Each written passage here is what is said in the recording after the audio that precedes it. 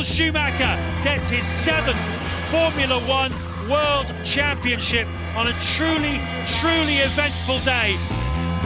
It's a glittering 7 stars on his cap now as the magnificent world champion leads the Ferrari homecoming. But beware Juan Pablo Montoya. He's posted the fastest lap in F1 history. Average speed close to 163 miles an hour.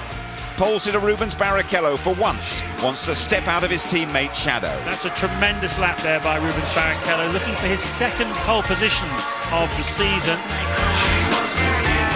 He split the 2 Ferraris. Juan Montoya is on the front row at Monza. What a big change, though, to those conditions for qualifying. We have had hours of heavy rain on race day. It has just stopped for the last European race of F1 2004, the Italian Grand Prix. Hello there, good afternoon to you all from Monza, the fastest track on the calendar, the citadel of speed set in the Royal Park of Monza just outside Milan in northern Italy. Those tifosi, the fanatical Ferrari fans, are coming here to celebrate. But Tony, they've had a right old drenching this morning and this place is positively evil in the wet. It's treacherous. And you've got all the cars have been in Parc Fermé. They're on dry setups, so with little rear wings. You run with very little downforce here. But I was speaking to Alan Permain just a little while ago, Trulli's engineer. Because of climatic regulations, they'll be allowed to change onto wets if they want to, or they want to risk intermediates. They can have some work on the brake ducts. They can change the front wing, but not the rear wing. Even so, here in damp conditions, the last damp one in 81, John Watson had a big crash, Curva Grande. The car broke in 2. It's a dangerous place. Right, particularly under the trees. It just never seems to get dry there, does it? Doesn't drain away. It's very, very bad for drainage, and you could have some standing water out there as well. Right, let's just look back at qualifying in the dry. First of all, the Ferraris. Barrichello on pole by a massive margin, over half a second. How did he do that? Well, first of all, tremendous setup on the car. He might be a little bit light on fuel, almost the perfect lap, and that delighted Ferrari. But what they really wanted was an all-Ferrari front row here on their homecoming after cleaning up in both the championships. But there, coming through the Parabolica, Michael Schumacher made a little mistake and he ended up only 3rd. Now, he's a little bit upset by that, but still, I'm sure they've got a great strategy and they'll go to battle and try and get a 1-2 if they can. Fernando Alonso in the Renault that always starts so quickly says he is surprised to be on the 2nd row. Do you share that surprise? I'm not surprised because they've got great engine speed here from the Renault. It's very, very good under acceleration. It's very good on its rear tyres, which take huge pressure here. And they've done a lot of work on the car in the 3 days of testing last week. And what's more, little Fernando said we're going for an aggressive strategy. And you know when he says that, he means we're going for it. Sure, that's been handling particularly well in the corners. Juan Pablo Montoya created a Formula One record here, the quickest single lap of all time. That was in pre-qualifying, we must point out. Average speed, 163 miles an hour. Just phenomenal. We're talking about an absolute rocket here, but the FIA are saying we have to arrest the progress. Talking about doing over 230 miles per hour right there, and there's Frank enjoying that moment. But the cars are getting too fast for the circuit. In qualifying, he went out and did it again. He did a 19.5 in pre-qual. He did just over 20 to get on the front row of the grid and get a 2nd position. But this is why you've got to slow the cars down, because the circuits can't keep up. Montoya won the first race of his career in 2001. I remember a magnificent battle he had with Michael Schumacher early in the race through those crucial early corners last year. It was tremendous, and we've seen it sometimes this year as well. They did it at Imola, where they came together and went down to Tosa. And this is a great thing about Juan Pablo Montoya. And we have this in prospect today, even though Michael's starting from 3rd place. Look at that. He only just got through after 3 bends, banging wheels together. That's what we want to see. It's a really tight grid, isn't it, Tony? Before we hear from the drivers, just talk us through it, could you? Barrichello's 11th career pole puts him ahead of Montoya's fastest ever record-breaking Williams. Schumacher 3rd after a mistake, Alonso 4th. 5th, Sato out-qualifies Button in one of the closest grids. Just 7/10 of a second separates the top 8 of Raikkonen and Pitsonia. 9th, Trulli, he's gone conservative. 10th, Coulthard's McLaren. 11th, Zonta. 12th, Webber in the Jag, who said too many straights for us. 13th, Panis in his last Italian Grand Prix. And 14th, Klian.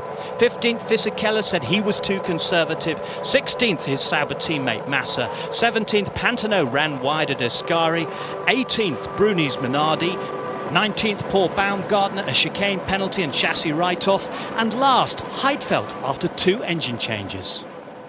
If I get the chance to get to to the first and the second corner first, I might have a chance to open up a gap. If not, then it's going to be the strategy, because overtaking here with 3 or 4 kilometers difference in terms of top speed won't be enough to overtake. So let's spray the whole night. I think we've got a very good pace, but I think everybody's got a very good pace. I think the race is going to be quite close, and it could be one strategy. You know, I think Ferrari could be a little bit more consistent than us, but you know, we'll see. Montoya's ahead of you on the grid, split the 2 Ferraris. How much of a challenge do you expect him to be during the race? He's going to be strong. No, I don't underestimate their performance.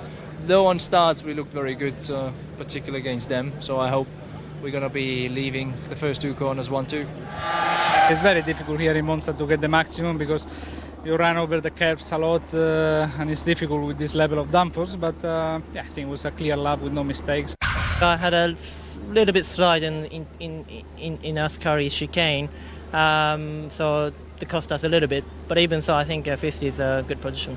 4 races to go then for Sato and the rest. If Barrichello wins this afternoon and Button fails to score, the Brazilian is runner-up. Ferrari have that perfect season. Trulli's stalled as he prepares for a likely new career at Toyota. Alonso's in shape to overtake his Renault teammate. Montoya's heading for McLaren. He'll want to maintain that gap to Raikkonen and Coulthard. Sato and Fisichella level on 18. Meantime, in the Constructors' Championship, Ferrari have won 6 in a row now. BAR still very much in the hunt with Renault for best of the rest. It's very close between Williams and McLaren as well. Sauber looking good for 6. Jaguar, Toyota and Jordan all dicing for the places above Minardi.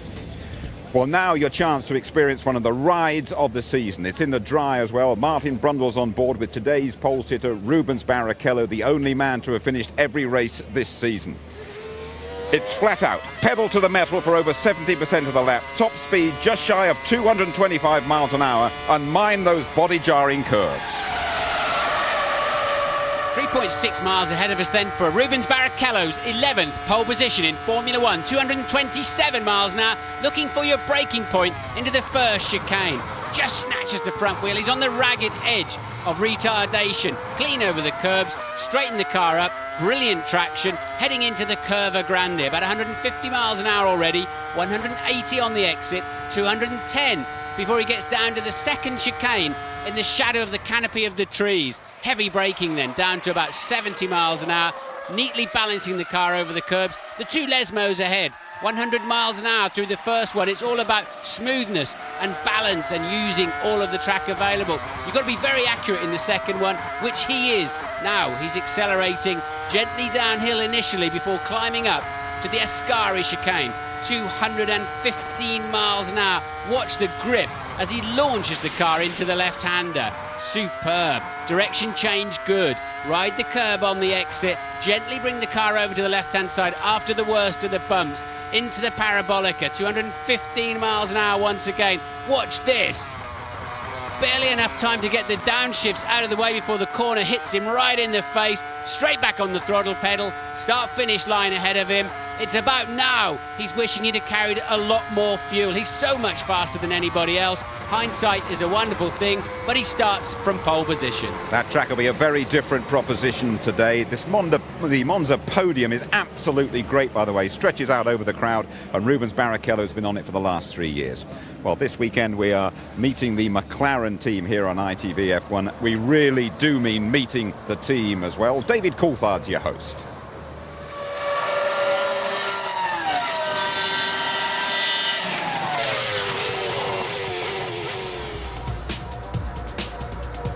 Good morning. Every weekend you see the public face of the team, which are the drivers, but very rarely do you get to see behind the scenes. So we're going to take a look in the McLaren Communication Centre at some of the people that make the race team tick.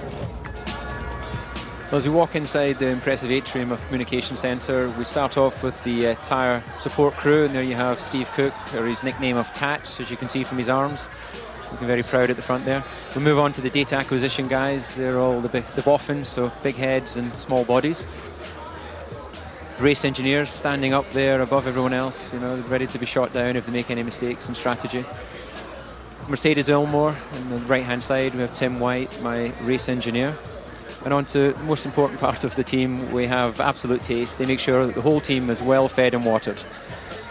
Marketing, which obviously take care of all the sponsors and partners of the team. And then on to those who make the communication centre work and build us all together. And Becky Biffin at the end there was celebrating her last race for the team. So, you've met all of the team here in Monza, but don't let's forget that part of the iceberg which sits below the surface, all the people back in Woking who underpin the performance of McLaren.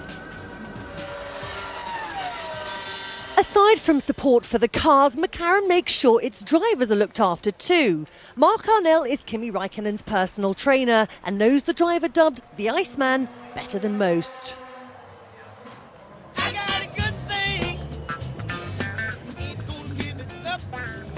Of course, there's loads of different work to do, not only the driving but the PR work, and of course it's not the nicest thing to do before the race. So I just do what I think is right thing to do, and I just try to drive the car as fast as I can. He's passionate about it, although he probably wouldn't admit that so much. But it's also a very relaxed attitude. He doesn't get stressed about it. Because he enjoys it so much. It's what his life has been about for so long.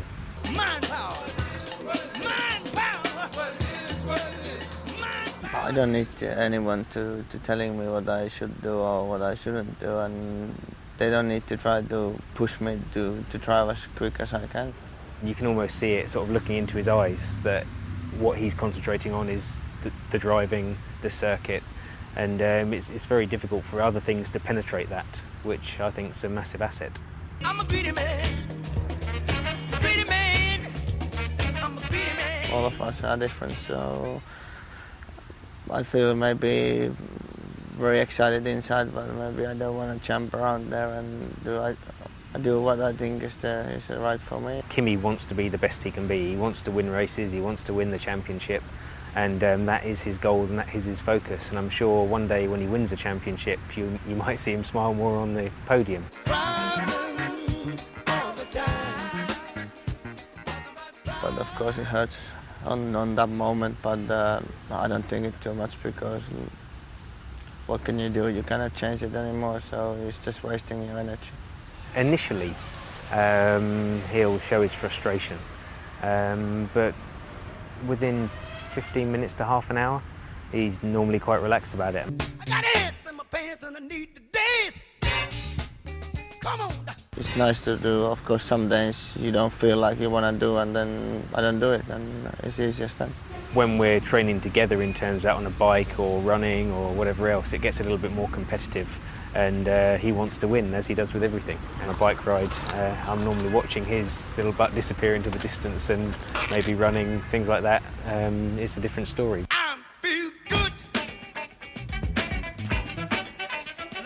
I don't often think about Formula One when I go and do my other things, because I have enough Formula One in my life anyhow. It's same, I think, so in every other work.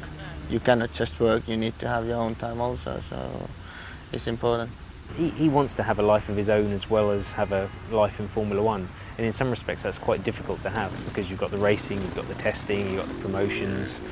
When you include the training as well that's got to be done, there's not a lot of time left after that to really just have a normal life, and he's quite determined to hang on to that.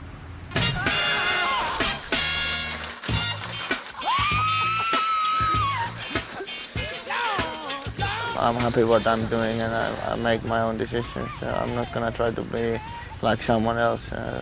So hopefully I take the right choices and everything goes well. Both the McLaren drivers have a private area here in the communication centre where they can relax during the race weekend. David's kindly invited us into his room for a look around. It's kind of compact, isn't it? But you've got all the toys a boy could want. Yeah, there's obviously not a lot of space, but you've got to try and create the areas for both the drivers. We have a little wet room in between as well, so we can shower after the sessions. I have monitors, videos. I can actually look at onboard stuff and watch what's going on the track, everything from here, and listen to your voice as well if I'm out of the race. What kind of videos do you watch? Well, they tend to be racing videos, so here we have Magny Cours 2004. It's a bit sad, isn't it? Yeah, but I'm here to do a job, so I'm not really here to hang out. So It's just an area that's quiet and private and allows us to focus on the race. I noticed you've got a little mirror in here as well. Is that so you can check your hair before you do TV interviews? Very important. I'm going to make sure I'm looking good. Yeah, always looks immaculate, does DC. He starts 10th on the grid, still dry. Just about half an hour to go to the start of the Italian Grand Prix. The winner here back in 1988 in a Ferrari was Gerhard Berger, one of quite a few familiar faces around the paddock. Here's Gerhard Berger chatting to Ted.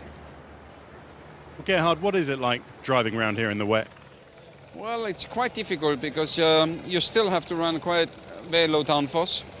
On the straights you have small rivers, so you have a lot of aquaplaning. It's challenging. Dangerous. Dangerous, yeah. I didn't want to say dangerous, but it's challenging. So what can they do? What can Williams do to try and stay safe and finish the race? There's not a lot you can do. The driver can do a bit to stay on the surface. But well, I think it's okay because it's not really raining, so it's damp and it's wet a bit, but you don't have bottles. So I think it's gonna be okay. And if the sun comes a bit out, maybe it gets into the conditions where people start to think already to put a dry tire on, and then it's fine. Thanks, Gerhard. Well, here's another familiar face, Gerhard's former Ferrari teammate, Jean Alesi. Jean, obviously all the Tifosi's attention has been on Michael Schumacher of late. What do you reckon to his achievement? 7 World Championships. You know, we're a big friend, and I always tell him it's it's even more difficult to speak about him because he's just winning and having the World Championship every year. So I don't know what to say about that. You know, it's amazing what's happening. How do you rate his chances today? Starting third, is these conditions going to suit him? Very much, and especially because of the tyres he's using. I think he's in the best position to win. Thanks, Jean. Lovely to see you. Two great characters there, Tony. John Alesi would have loved these conditions, wouldn't he? Well, he had pole position here before now, and he would have revelled in them. The thing about Jean, he's still winning in the German Touring Car Championship, and Gerhard had that wonderful 1-2 here. He led home the Ferrari just after Enzo Ferrari had died, so that was very significant. Of course, the fans went absolutely wild, and they loved Gerhard. Let's come back to the present. The unluckiest man in Formula One at the moment has to be the Hungarian Zsolt Baumgartner, who drives for Minardi. They've been using him for target practice in Spa and here. I mean, what are the chances of that happening twice in a couple of weeks? This happened to him at Spa, 200 miles per hour. Jenson Button blows a tyre, goes into Zsolt. If he hadn't gone into Zsolt, he'd have got into the barriers. Zsolt was just coming out on a slow lap, and Pantano came down the straight, locked up at 230 miles per hour, shoots across the infield. Shades of Sato and Heidfeld in Austria a couple of years ago and bashes into him. Rights off the chassis, but it's the speed differential. It's that first bend which is so dangerous going into the chicane. Everyone's got to have to watch out at the start as they funnel through there. Minardi haven't got money to spare, have they? They haven't, Jim. And the other thing is they've got to send all the freight, all the cars this Thursday off to China. It's a race against time for Paul Stoddart and the Minardi team. Let's have a word, shall we, with Zsolt Baumgartner himself. Well, Zsolt, what's it like? You're just going along quite happily, and then you get hit by someone. What does that feel like? Yeah, that feels very bad and quite surprising, and it was very close to a serious injury, and I'm very happy that no one of us has a serious injury. That was a big shunt with a big speed difference. My chassis was broken as well, so it was really a hard accident. It was much more serious than the last week one in Spa with Jenson. Well, let's hope for some better luck today. How do you think you're going to go in these damp conditions?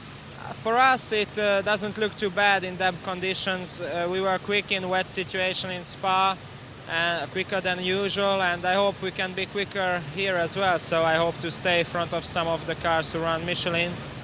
Thanks, Zsolt.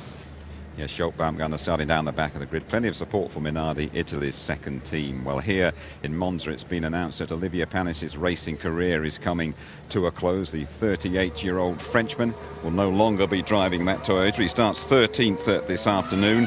Been a really good servant to many teams, but he's calling it a day at the end of the season. Here's Olivier Panis and Louise Goodman. It must have been quite a difficult decision to come to. Well, it was, really it was, but the end of the day I need to take a decision. Maybe I said, well, maybe I'll continue one more here, maybe I stop now. After Monaco I started thinking, talking with the family, talking with the management, and in Monaco I decided, look, now I think I retired because I did a lot of work. The Formula One schedule was very, very busy. I did my best for everybody I drive. And I enjoy really my time. When I say 11 here in Formula 1, 160 Grand Prix at the end of this year, I say, okay, now is the time, because I want also to profit about everything I miss a little bit. But I'm very happy to take the decision, and after that, all the top management will come back with some different idea, particularly Mike. And I say, oh, why not? I mean, for sure, I don't want to racing anymore. But if you have a little bit lighter schedule and to continue to help the team, I'm really happy to do it. And we find the agreement to be reserve drivers, because he know me, he know my speed and the motivation I have if he need me. But the priority is to be test driver to help the team to continue to grow up. He'll be a good ambassador at Toyota. Good guy, Olivier Panis. His career included a spell as test driver here at McLaren as well. Well, last season, you might remember, we waited all season for the new McLaren that never arrived. This time round, though, since the new 19B was unveiled at the French Grand Prix in early July, McLaren have been a bit more like their old selves. McLaren have caught up 2 seconds a lap on Ferrari from their poor pace at the start of the year. The new car, the 19B, claimed fastest lap in Spa and is now a race-winning chassis. The 19B was the car that I in particular wanted right from the start. It was just a matter of getting it produced and getting it out there. But basically it's the car we wanted, and it's something to build for next year. For sure, the team has done a very good job when we bring the 19B out. It has been a big improvements in the speed and also reliability. But even it's not 100% there yet, but this is good, and we're going definitely the right direction. A win from 7th on the grid might be tough this afternoon, but the lap times suggest the McLaren is fuelled heavier than its... I don't know what the other teams are doing, how much fuel they're carrying, and we only know what we did. So I think so the lap was good. So I had maybe went a little bit too quick in the last corner. So hopefully we are in a good position. But now F1 is entering a period of big rule change. Adrian Newey's famous for taking advantage of the new regulations, and the 05 chassis is already built. Will it also be a winner? One has to rely on, if you like, intuition and informed guesswork. And one of the tests for next year will be who manages to do that best. From that point of view, it's more of a different car than it would have been had we not had the regulation changes, but it will still bear a family resemblance to the 19B. And going for the title next year in that McLaren is Juan Pablo Montoya. The Colombian's already made a big impression. He's a very personable chap. Obviously he has a reputation for a Latin side to him, but I'm sure in the cockpit he shows great discipline, and I think he'll bring a bit of colour to the team. Well, I tell you what, a colour for the team for Juan Montoya and everyone in this pit lane. Fantastic scenes. They've only just gone out, all the cars, because it's a big gamble on which tyre to go out on. The two McLarens, Martin, have gone out on intermediate tyres. Are they going to start the race on those tyres? We don't have to decide until the 5-minute board, and obviously weather like this we like to think of as an opportunity, but clearly it's a challenge. The drivers will have a look at the circuit. They won't talk on the radios, but they'll talk to their engineers when they get there. We'll be constantly monitoring the conditions, and 5 minutes before we have to choose the tyres. We'd dearly love to start on dry tyres, but at the moment I think the predictions are we'll be starting on intermediates. Of course, for us, perhaps we've got a bit more fuel than some on board. That's not what we'd want to hear, and if we can get away with dry tyres, we will do so. It's an opportunity to be heroes or to look extremely foolish, and that's what we're faced in the next 10 minutes, really. Thanks very much, Martin. Live to the grid to Martin Brundle. Martin, all sorts of questions for you to try and answer, pal. Yeah, the show still very much goes on down here. They've just started playing there at the front, but the most interesting thing for me at this end of the grid so far is what is this safety car going to do? Will they possibly start this race under the safety car? I can't imagine they'll need to, and they certainly shouldn't, in my view. But that'll disappear 5 minutes before the start of the race if they're not going to use it for that effect. Now, I'm going to be about as welcome as a toothache on this grid today, because they've all come very, very late. They've been waiting to go as long as they could, as Ted pointed out earlier on, to try and find out just where the track is at. The sun is coming out. It's drying very quickly. The problem here is the Lesmos and a couple of the big braking areas are under the trees and will dry more slowly. So will they start the race on slicks? There's not a lot they can do in terms of the setup of the car.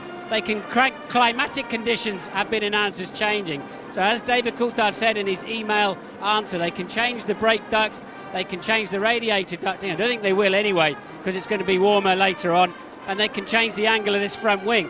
Crucially, they can't change the rear wing, the flap of the rear wing. Let's go around there and have a look at that, and just so you can understand what we're talking about. It's really skinny in chord and very little angle of attack. They can change this if they want to early on in the race, but it wouldn't be worth stopping for that. So the drivers have just got to get out there and drive it. But which tyres are they going to be on? Let's see if we can find somebody who can give us a clue for that, because they're all rushing around. They've got 10 or 15 minutes less than they normally would have. Sam, can you just give us a quick, what are your drivers saying about the track? It looks like it'll probably go dry pretty quickly, because it's quite wet for the first two corners, but the rest of the track from turn 3 through to the last corner is pretty almost inter, if not dry already. And with the sun coming up now, as the cloud's gone away, it's going to go dry very quickly. So you think 100% of them are going to start on slick tyre, on the dry tyre, I should say? I don't know. It's at the moment definitely turn 1 through to 2 that's still wet, so it's definitely inter through there. So it's going to be a tough call. Are you satisfied with your wing level, or do you wish you'd got a little bit more on now? No, wing level will be fine, because if it's dry after 3 or 4 laps, then it'll be full dry downforce anyway. Okay, good luck. We'll get out of your way. Rubens Barrichello, I know, is off the grid. We got Michael. And did I hear Rubens is walking back? Right, let's go and Rubens, I don't think he is behind me. Here's Rubens Barrichello. What's he doing here? Rubens, that's not your Ferrari. Your Ferrari's over there. I was checking if you think they might be pulling a bit of a stroke. How's the track looking? I know you're in a hurry, but thanks for talking to us. The track is actually drying out quite quickly, but as you know, Lesmos is going to be quite wet still. So it's going to be a bit of a gamble. Hopefully when we come to our pit, it's going to be already dry. Now, it's always a casino going into the first corner here in perfect conditions. Today it's going to be treacherous, yeah? It's very difficult to know where to brake, so hopefully people at the back will understand a little bit of that. Otherwise, it's going to be a casino like always. Yeah, okay, good luck. You've got a good shot. I mean, your intermediate should be awesome, yeah? Yeah, it should be very good for the time being. So whenever it change a little bit to the dry, Michelin could have an advantage to start with, but hopefully we're going to be spot on whenever we change them. All right, good luck today. Your rear gunner is Michael for a change, so let's see what we can do about keeping him there. Right, can you believe all these people on the grid? I thought it'd be really quiet today, but as soon as the rain stopped, all of the profilers and megastars and would-be heroes have come out to play. Let's see if we can find out anything here. If Alonso, the drivers, because... right, let's have a word with Swervin Irvine over here. Irvine, we need some words, pearls of wisdom from you. What would you do today, Stan? Slicks or wets? I haven't even looked, so don't ask me something like that. All I've been doing is, looking around, seeing that everyone's nice and happy. Seeing that everyone's nice and happy. When did you ever care about that? I do now. Oh, is the softer side of you? It's a new caring Eddie Irvine. Okay, so Irvine loves the people, doesn't care about the tyres. It's going to be a very interesting race. Indeed, it will be the new caring Eddie Irvine. Let's have a final thought from Tony Jardine. Well, I mean, it's going to be very, very mixed, but I think the key thing there that Rubens was talking about was the Michelin Intermediate, which is feared by the Bridgestone runners, and that could be crucial in those early laps. The track is drying quickly then. Those early corners, still very slippery indeed, are going to be absolutely crucial. Michael Schumacher with the Italian flag on his helmet as he tries to become the first driver to win this famous race 5 times. Ahead of him, Rubino. Rubens Barra finish every race this year, going for a rare victory. Montoya absolutely loves Monza, scene of his first F1 triumph and the fastest lap in F1 history. Alonso's Renault that we're seeing will fly down that 200-mile-an-hour straight to the bottleneck first corner. The BAR's Sato and Button and Raikkonen's McLaren all very much in the mix. The sun is out. Ferrari are intent on a party in the Royal Park. We are access all areas for the Italian Grand Prix.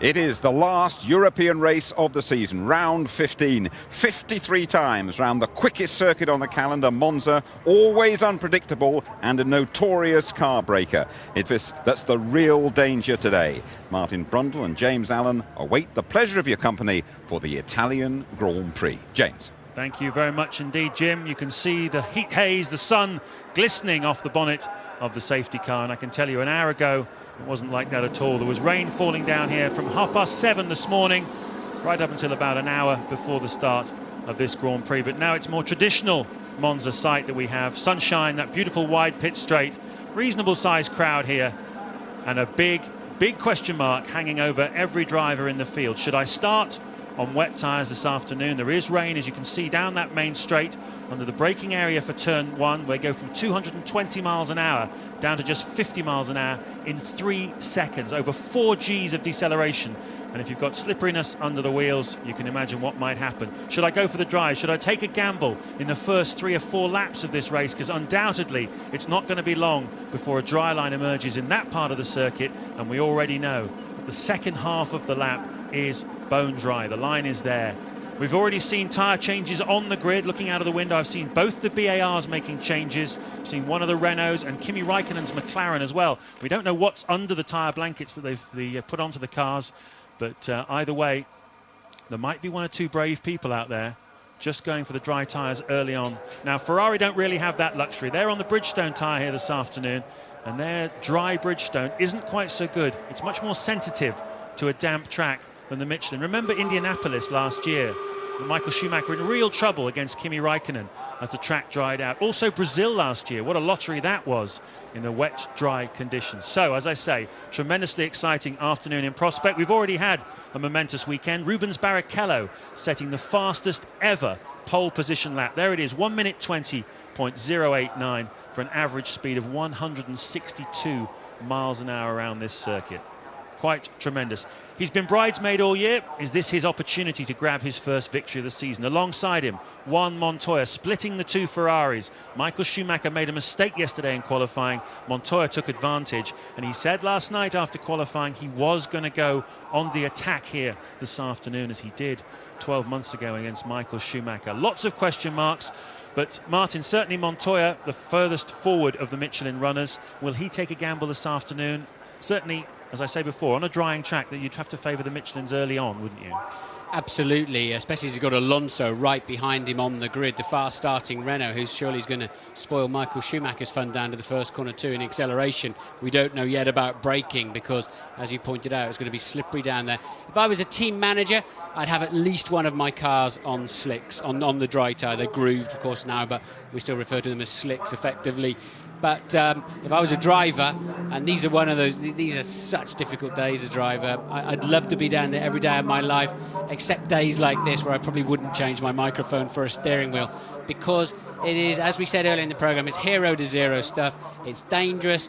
If the car lets go with not enough grip, with the skinny wings, and you can just go off and have the biggest accident even in something like Curva Grande, James, where it's just a mild curve. The thing can get away from you and you can go straight off into the wall. Dry tyres on the Renault. Surely it's a dry tyre race, especially for the Michelin runners, because as you say, their tyres work better in the slightly changeable conditions, and I don't think they've got such a good intermediate wet.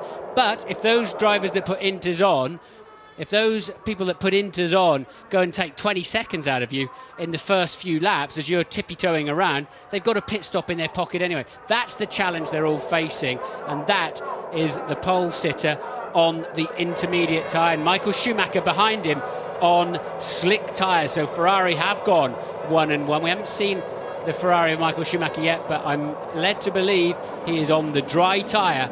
So, and that's going to be a pattern, I think, quite a long way down the grid. But look, it effectively looks totally dry on the start line. The problem is, as I pointed out on the grid walk, around the back under the trees. Well, we'll see it for ourselves in a moment as the parade lap gets off. There's Montoya. He's on the dry tyres. You can see those arrow-shaped grooves on Barrichello's tyres. He's going to have to make a pit stop fairly early on to change those, and that's a pit stop he's going to be giving away to Montoya, who would be licking his lips in anticipation. The question is, how will Schumacher's dry tyres handle these damp conditions? Are we looking down now towards turn 1? Just look at how the track surface changes. It's more slippery looking, more greasy looking. And when the cars were going around on the parade lap, there is definitely still moisture there. Well, Rubens probably got less to lose. We think he's lighter fueled than just about anybody on that grid. We'll find out later. But of course, he's then got a pit earlier. What surprised me, I've just heard that Jenson Button is on the intermediate tyre. The feeling in the paddock was that BAR had the best set-up car for these change of conditions. They seem to have given away some straight line speed in qualifying yesterday for more wing, and their car should be more sure-footed than just about anybody else on the grid. The other feeling is that Renault have got the skinniest amount of downforce, and they will be most challenged. So I'm surprised to hear that Jenson is on the wet tyre, but that doesn't look like it to me from that picture. So I think that piece of information coming up from the grid is not correct. Coulthard definitely is on the intermediate tyre there.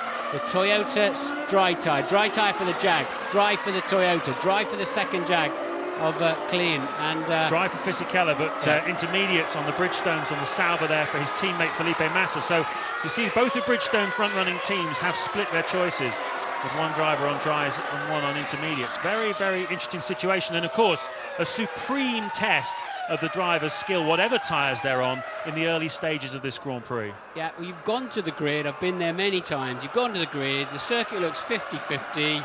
You've gone through all the paraphernalia you have to get through into the start procedure. We drive round on this lap, and it's what on earth happened? How? This is so completely different to what I saw just 18-20 minutes ago, and anybody out there on dry tyres is going to have a smile on his face.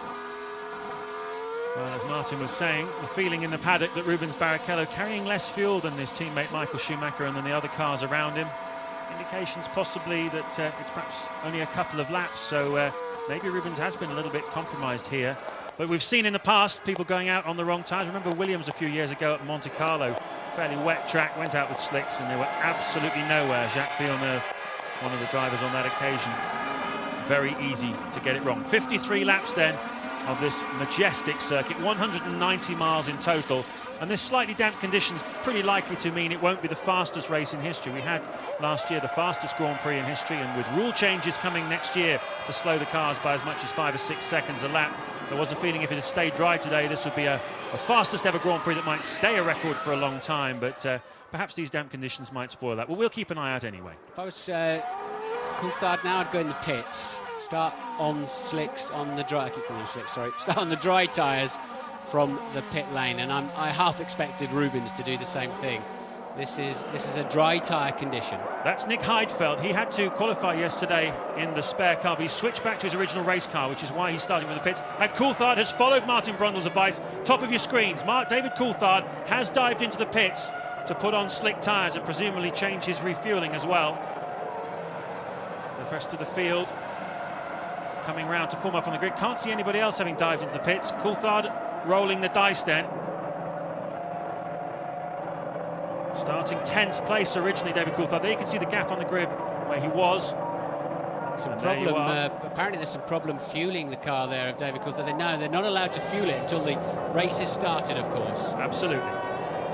Okay, the anticipation builds, the excitement builds. Turn up the volume sound and enjoy as we go racing! Brilliant start by Barrichello. Look at Alonso fighting with Montoya. Montoya's left, Alonso in the middle. Alonso cuts out Schumacher. He's well and truly past a very cautious, you'd have to say, Juan Pablo Montoya. Schumacher down to 4th. Everybody's being very cautious. Schumacher has gained a position there, undoubtedly, in the chicane. He'll have to give that back to Montoya or face a penalty. Meanwhile, Raikkonen is on the attack. Schumacher is being very, very careful, and he lets those two cars go through. So Montoya jumps up, Raikkonen jumps up as well. And who's the next person that's going to be attacking Michael Schumacher? It's going to be the two BARs of Sato and Button. And this is where the Bridgestone struggle, even after a safety car, as we saw in Spa, as Button crosses and makes a place in the chicane. Schumacher spins. Michael Schumacher spins. There's a Williams visit in the background there as well. Carnage then at the second chicane. They were super cautious into the first one and not quite enough of caution into the second chicane. Alonso leads the Grand Prix as Pizzonia recovers through the gravel track. Well, the computer's still showing Barrichello in the lead as the two BARs are side by side there going down towards Ascari. We're looking at Alonso there with Montoya behind him. Schumacher has definitely spun. Jenson Button is a man on the move. Look at him attacking teammate Takuma Sato. There is Rubens Barrichello taking advantage in the early stages of the slippery conditions on those intermediate tyres. He leads the Grand Prix at Monza. Alonso second, Montoya third, Raikkonen fourth, Sato fifth, Michael Schumacher shown a 6 on the computer, but he seemed to be lower down as Olivier Panis retiring from the Grand Prix. He's had a terrible weekend with gearbox and engine problems, but his race only lasts one lap, and there you can see the top 8, and what a tremendous start by Felipe Massa, 16th on the grid. He is now up into 6th place. Well, Ruben, sorry I said Alonso was in the lead, of course Barrichello's way out front there, but by 7 whole seconds. Michael Schumacher back in 15th place, so Barrichello at the moment romping away. And how long will it take for those Michelins to get fully up to operating temperature? I think it'll be sort of lap 2 or 3 before they should start eating back in to Rubens Barrichello. But we've seen this many times before, James. The operating window of that Bridgestone Inter is very high. They can go a long way in dry conditions, as Button was having a go at Raikkonen. Yeah, tremendous looking move from Jenson Button. We've cut away for no reason at all to look at the Ferrari garage. We want to see what Jenson Button's doing, because he's very racy in the early stage of this Grand Prix. He's got past him, and so has Felipe Massa. No, he hasn't. Raikkonen resists Massa, who's being tremendously aggressive in the early stages here. Fantastic performance by Massa from way back on the grid, but Jenson Button up now into 4th place ahead of Kimi Raikkonen. Barrichello leads Alonso by 7 seconds. Montoya 3rd, Button 4th, Raikkonen 5th, Sato is 6th. Massa as well in the mix as well. So Rubens has just got to hope he can keep these tyres intact to get himself into the first pit stop window. Where do you think that's going to be, James? Lap 9, 10, something like that? Or maybe as early as 8, and he can still keep on a 2-stop strategy without carrying too much weight at any point in the Grand Prix. Yeah, I absolutely agree with you, Martin. I think he's probably carrying 11 or 12 laps worth of fuel. He'd like to get a bit further into the Grand Prix, 8, 9 if he can, before making a stop. It's all about the gap he can make, as the Massa just trying a little bit too hard there into turn 1. We ride on board with the man who is down in 14th place, Michael Schumacher. He's looking at the back of Giancarlo Fisichella in the other Sauber. That shows you how much progress Massa's made. Here's the start again.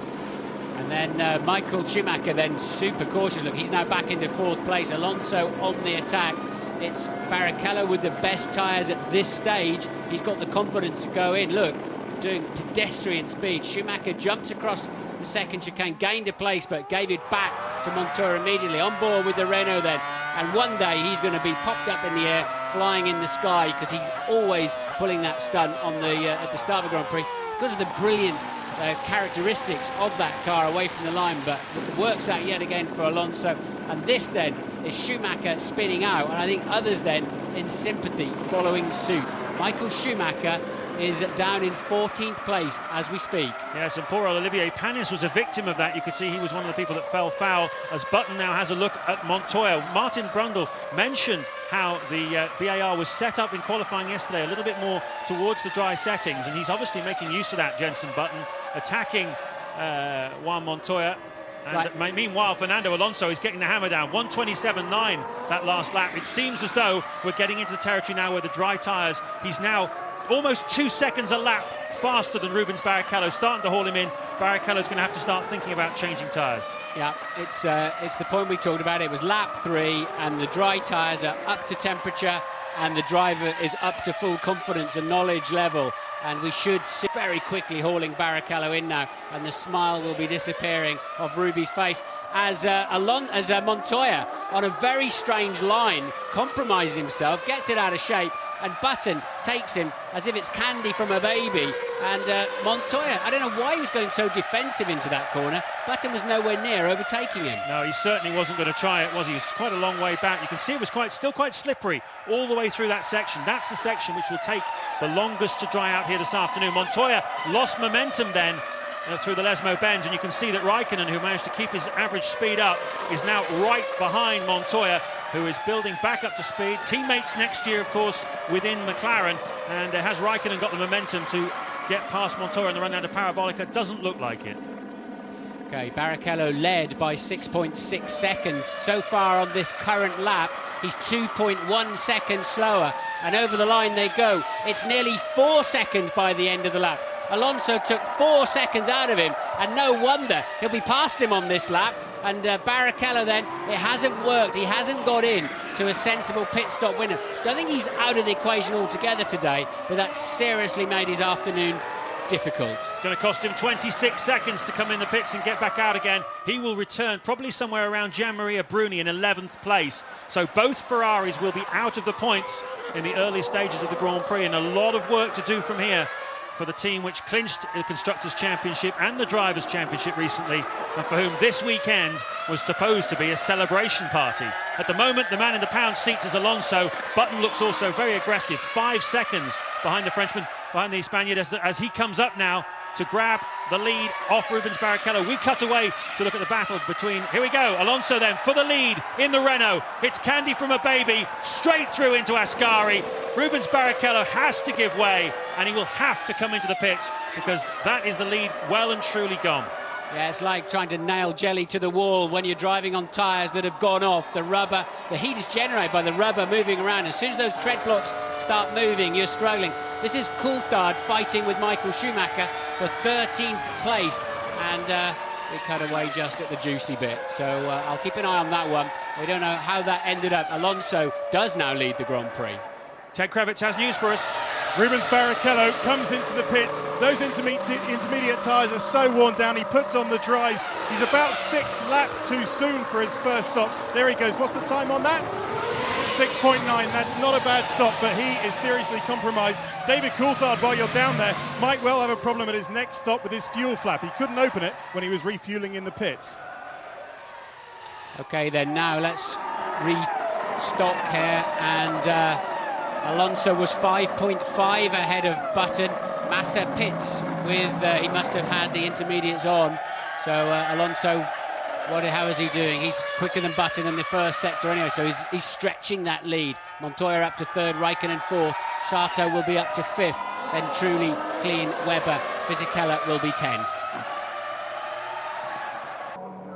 Lap 8 of the Italian Grand Prix. It's been all action at the start. Here's Gianmaria Bruni coming in for tyres. That's Giancarlo Fisichella. He is in 10th place with Rubens Barrichello in front of him, Michael Schumacher and Antonio Pizzonia behind him. Fernando Alonso leads the Grand Prix. Button is 2nd, Montoya 3rd, Raikkonen 4th, Sato 5th and Klein in 6th place. And Louise Goodman is with Olivier Panis, the only man to have retired from the Grand Prix so far. Yeah, we saw a lot of drivers scrambling through those chicanes on the opening laps. Unfortunately, Olivier, you didn't make it out again. No, well, on the second chicane, I'm quite disappointed for all the team, because we take a good choice to start on slick. But I'm very close to Pizzonia, and it turned like normal, and it's very difficult on the wet. And I take some understeer and I hit him with the front nose and I broke it. And after that, I park on the gravel, but I don't arrive to going out. Like you say, big disappointment. Thanks, Olivier. And nose disappearing off the Sauber there, and Michael Schumacher then moves up past Fisichella into 10th place. Interestingly, Rubens Barrichello, despite the stop, despite the blistered intermediate tyres, now back out and in front of Michael Schumacher. So damage limitation was done there by the Ferrari team. Barrichello compromised but still in play. Yeah, but of course he's taken fuel on, so he's going to go much deeper into the Grand Prix than Michael Schumacher, who has yet to come in and take on the first fuel load of the afternoon. So Barrichello, you'd have to say, looking very strong indeed. And you have to put, your heart goes out to Felipe Massa, who'd done a stunning job in the early part of the Grand Prix, got his nose knocked off. Here he is in the pits to change it, and all that good work undone. Massa pitting from 18th. And well, he's got a lot of work to do. Meanwhile, that's a replay of his teammate Fisichella being overtaken for 10th place by Michael Schumacher. Yes, just nicely out of the slipstream, but the faster car, probably better stability under braking. Fisichella not troubling the Ferrari there. Michael even able to pull back onto line. Massa losing his nose was about 100% his fault, I would say. Well, it's interesting because Fernando Alonso leading this Grand Prix on lap 10 by 6.1 seconds from Jenson Button, who on that last lap was over a second faster than Alonso. Button driving very, very well in these early stages. He's just a second ahead of Juan Montoya on the racetrack, who's third. At the moment, Kimi Raikkonen is in fourth place. He's 1.8 seconds behind Montoya, and then a further 5 seconds back from them is Takuma Sato. Almost 10 seconds behind them, the Jaguar of Christian Klien, who's going absolutely brilliantly in sixth, having started 14th on the grid. The man who finished sixth at Spa 2 weeks ago, once again having another very strong run, ahead of teammate Mark Webber, who is in seventh. Trulli down into eighth place, but he's just set the fastest first sector of this lap of the Grand Prix so far, and Ted Kravitz has some news for us about Trulli. And down at Renault, we think that's because Jarno is coming in this lap. He's been so much slower than Alonso, and we believe they are on similar fuel loads. His engineer, I've been into Renault, his engineer's been telling him to get on with it, but you know Jarno's head's down at the moment. I wonder, because he hasn't reported any problems. Oh, it's Alonso who comes into the pits. Alonso who comes in. I wonder if Trulli's head's just gone down completely and he's lost interest.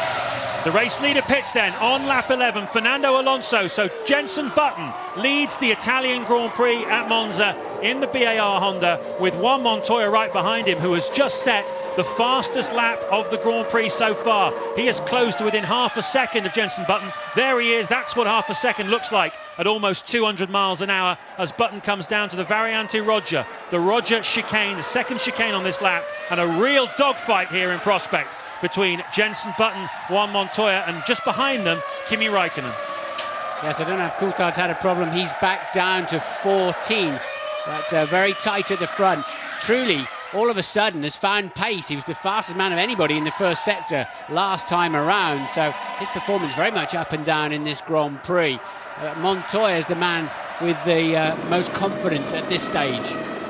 Just looking at a replay there into turn one of Montoya putting a lap on the Minardi. I tell you what's interesting, Martin. Michael Schumacher is now tucked right up behind Rubens Barrichello. The gap between them on the last timing point was 0.1 of a second, and Schumacher will be desperate to get past his teammate, who's carrying more fuel at this stage of the Grand Prix than Michael is. Schumacher will undoubtedly have a pit stop coming up in the next few laps as Jenson Button crosses the line once again in the lead here at Monza. Fastest lap of the Grand Prix to him, 1:23.0. And there you go, Michael Schumacher going for the lead in a lighter car, makes it stick. Yep, that's to pass his teammate. That's for 9th place. So Michael Schumacher then up into P9. But as you pointed out, James, he has got a lot more, Barrichello that is, has got a lot more fuel. Button does a new fastest lap of the race and stretches his lead by half a second. It's 1.1 now. Raikkonen's 2.9 behind them. Then Sato quietly minding his own business in 4th place, going well. Webber is 5th. That's Klien, who pitted from 6th. Alonso rejoined. He now moves up to 6th. Barrichello then is down in 10th, but he's already made a pit stop. So we've had Klien, Alonso, Barrichello and Bruni are the only 4 drivers to make hot lap pit stops. This is Pitsonia and Barrichello. I saw them very close together there. This is a replay of what happened. You can see Pitsonia making a bit of a Horlicks of the first chicane, and Barrichello, well, he was in front of him anyway at the start of the lap, so Barrichello in 10th place, Michael Schumacher up to 9th and going like a rocket. He just set the fastest lap of the Grand Prix. We're now into the 1:22s with Michael Schumacher, a 22.7, and he's set the fastest first sector. He is absolutely flying here in 9th place, a few laps before his own first pit stop, and we're going to see a real Michael Schumacher fight back here this afternoon. Meanwhile, at the front, you can see the leaders. Jenson Button on lap 13. The margin as they cross the line, almost a second. Raikkonen just keeping a watching brief in 3rd place. Sato dropping back a little bit, 8.9 seconds now, as Button and Montoya go toe-to-toe at the front. Let's watch the end of this. It's not going to be on screen. You're watching 1st and 2nd place. Raikkonen struggling to hang on to them by about half second a lap. Michael Schumacher does a 21.9. That's a 10th off the lap record in race conditions. That's how grippy and dry it is out there now, as Mark Webber pits from what was 5th place. And that means that this is the perfect moment in this Grand Prix to be making a pit stop. The track has definitely come to fully now to the dry tyres. They're absolutely flying, and well, this is the moment to be doing it. So everybody that took the gamble on the dries at the start, that gamble has paid off handsomely for Button, for Montoya, for Raikkonen and Sato, and particularly for those Michelin runners. Okay, that'll be Massa then passing somebody. That's Sato running extremely wide, didn't gain any time on that, but Baumgartner was penalised by 1 second in qualifying for using that easy apex in turn 2 there. A crank of wing change, we don't know if it's up or down on the Jaguar, probably down I would imagine, if to go back to drier conditions, and Ted is down there. And McLaren with a serious problem for Kimi Raikkonen. Steve Hallam, his engineer, is looking very worried. Here he comes into the pits. They've cleared a space for him in the garage. Oh, what a shame. Kimi Raikkonen in to retire. A lot of smoke coming out of the back of that car. Oh, a lot of smoke coming out of there. I wonder if that's heat, but the mechanics ready with fire extinguishers for the back of that engine. But another disappointing after the joy of Belgium. A terrible weekend for Kimi Raikkonen. The 8th retirement from 15 Grand Prix for Kimi Raikkonen. And, well, we know what that little momentary anger that Mark Arnold, his trainer, talked about in the build-up programme. He'll certainly be feeling that now as Pitsonia battles with Rubens Barrichello, takes the position. He's, of course, still yet to make a pit stop. The car very light. Rubens Barrichello full of fuel. Zonta into the pits there from 10th place in the Toyota. So what's pivotal here, I think, Michael Schumacher's the fastest man on the track, but he's 27.4 seconds behind Jenson Button. Neither of them have stopped yet. Michael Schumacher had the spin, then he didn't have enough grip, although he's fastest man now. So Button and Montoya have a full pit stop in their pocket. So the Ferrari team have got a big job to do this afternoon if they're going to win this Grand Prix. Button pits from the lead at the end of lap 15. Yep, Jenson Button comes into the pits. We're not seeing him, we're looking at the pit stop of Zolt Baumgartner. There is Jenson Button, and obviously that will drop him down. We'll be interested to see where he comes out. Be very close to this scrap here, I would fancy. Montoya takes the lead then on lap 15 from Sato. Raikkonen has retired from the Grand Prix.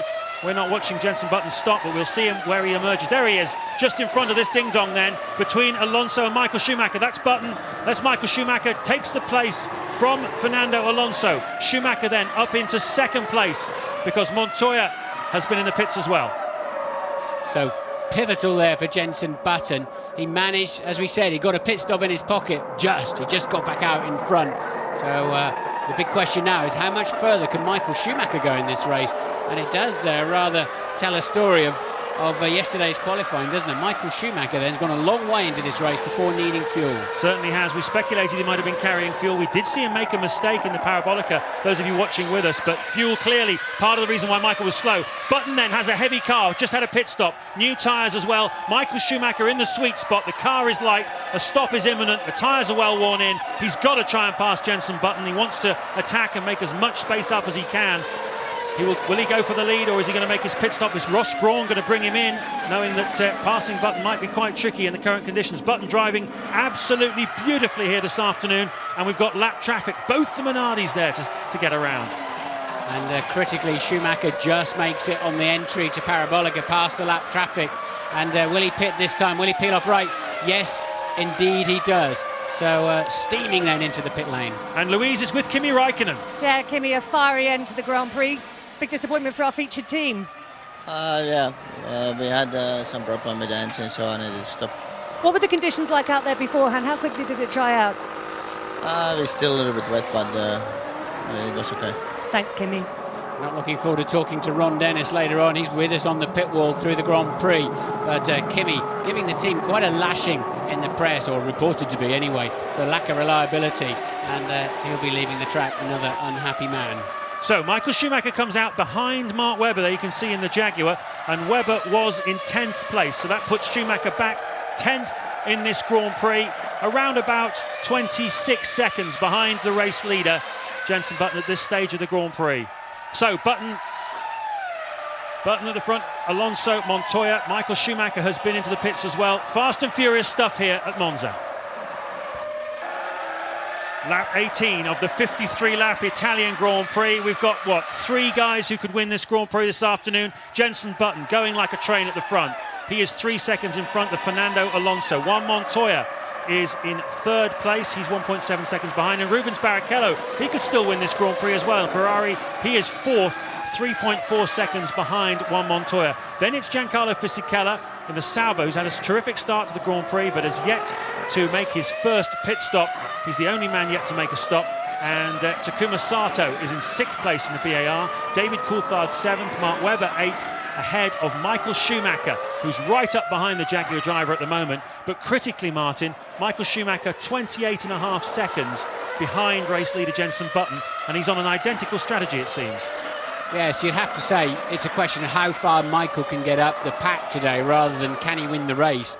I think there are 4 drivers in this actually. Button, Alonso, Montoya and Barrichello currently lapping around the same pace, 7.5 seconds adrift, the 4 of them. Fisichella's just behind in 5th but has yet to stop, so he's a little bit out of sequence.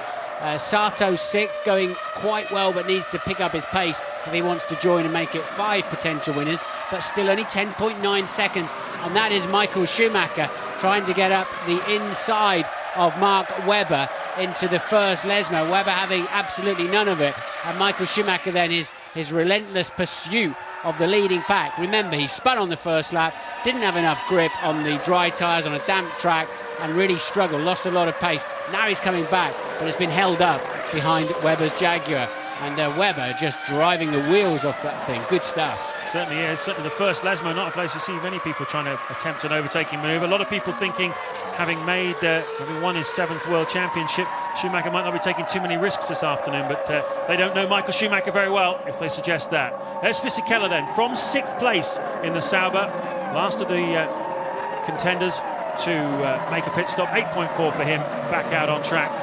This lap 20 out of the 53 laps here at Monza this afternoon, and really exciting start to the Grand Prix. We had rain this morning, a drying track, certainly damp in some places. This was one of the places, the first chicane, as Michael Schumacher now with acceleration of that Ferrari engine superior to the Jaguar. This is coming down to the area of the Curva Grande then, and into the second chicane. Now Webber's got to stay left. He's got to make Michael go the long way round, and then parks it right in the middle of the racetrack. Nice stuff, but jumps across the chicane. Michael will get a good run out of there, and surely he'll now take the place. Webber just too busy watching Schumacher and braked a touch too late. He had the corner covered, and he really did the job twice and then lost out. And of course, just behind him is Pitzonia. That's for position 2. So this is 8th, 9th and 10th.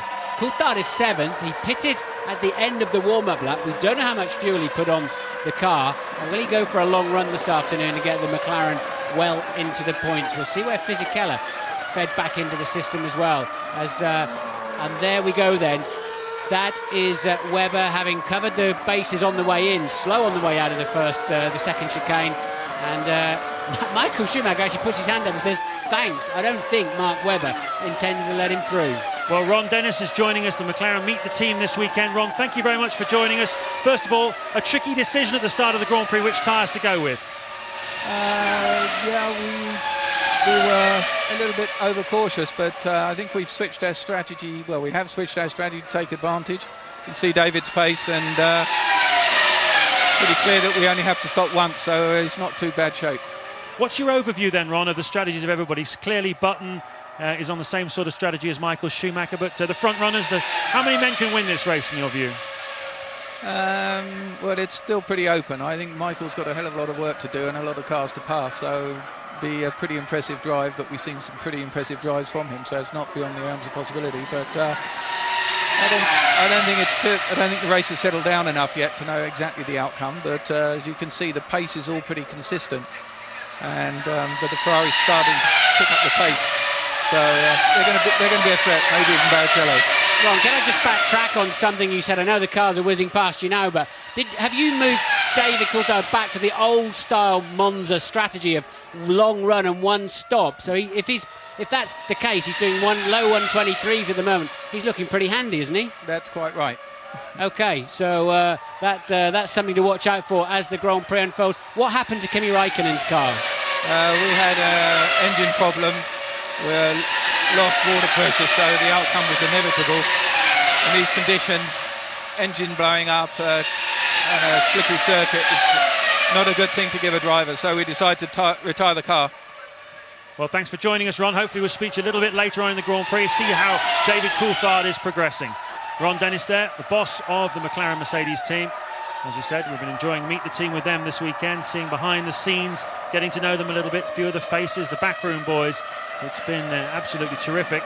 And Ron Dennis giving us the benefit of his insights there from the pit wall. David Coulthard then, we saw them earlier in the Grand Prix, bring him in, start the race from the pit lane. That meant he was on the right tyres, the dry tyres for the start of the Grand Prix, and full of fuel as Pitsonia nicks that 8th place away from Mark Webber.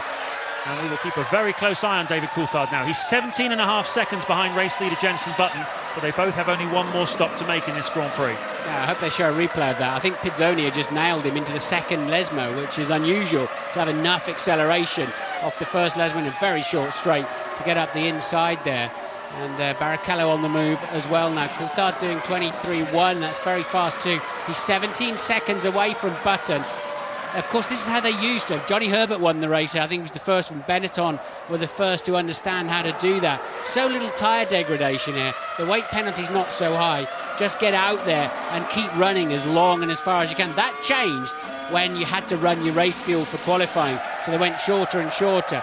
So, and Coulthard now fastest man of anybody so far in the Grand Prix in Sector 1. He's on a charge. Certainly is. And as Ron Dennis was saying, critically, at this stage of the Grand Prix, the pace is very even. All of the front 7 cars are all lapping in the mid to low 1 minute 23s. There is nothing to choose between them, and the gap between Button leading and Coulthard in 6th place is 17 seconds, but from 1st to 5th is under 10 seconds. A lot of racing still to go here at Monza. Lap 26 of the Italian Grand Prix. James Allen and Martin Brundle with you, and we've got 4 seconds separating the top 4 cars. There they are: Button, Alonso, Montoya, Rubens, Barrichello. It's that close, and we're not even at the halfway stage yet in this Grand Prix. Jenson Button then leading by 1.4. Montoya is second behind him, Barrichello as well. They're all on the same sort of pace at the moment. But, well, you'd have to say that nothing much to choose between them. David Coulthard, a man well worth watching as well. He's on a completely different strategy from the rest of them. He's in 6th place at the moment, 14 seconds behind the race leader. And he's on a one-stop strategy here this afternoon, which could be very interesting. Michael Schumacher, 11 seconds behind Coulthard, making no real impression into him. That last lap, half a second, but generally speaking, it's been about 11 seconds for the last few laps. So really intriguing stuff here at Monza. Yes, all the key runners have got to stop one more time. Coulthard, for his first time in race conditions, he stopped at the end of the warm-up lap, took a penalty really effectively off the line. And but we've got 4 different chassis and engine combinations in the top 4, 2 different tyre manufacturers, and then nip and tuck on lap times. They're weaving around a little bit. Sometimes it's Button, then it's Alonso that's fastest. 4 seconds between the pair of them, the 4 of them, sorry. Sato managing to keep himself in touch, and Coulthard's got the gap down to 14.9 seconds now, and lapping faster than just about all of them. So he has got a chance of coming up into sort of the podium zone. Be a struggle to win it though from where he's at, but going very quickly. Coulthard pits then for his first stop of the afternoon. Yep, this is it then. David Coulthard comes in from 6th place. Where will this drop him back to? There's a battle going on between Fisichella and Webber. Will he be anywhere near them as he comes out? Don't forget, he's taking a lot of fuel on here to take him right to the finish of the race. A long stop, 12 seconds. Yes, and now, of course, he's got a very heavy car. He'll be heavier at this point in the Grand Prix than any of the other runners on 2 stock. So that'll slow him down, and probably 2-3 seconds longer taking the fuel on board. He needs a good clear run out of the pits. Klein coming up behind him. Can Coulthard keep in front of him? Because that'll be crucial for him while his car's fat and while he gets back up to speed. He looks as if he did that.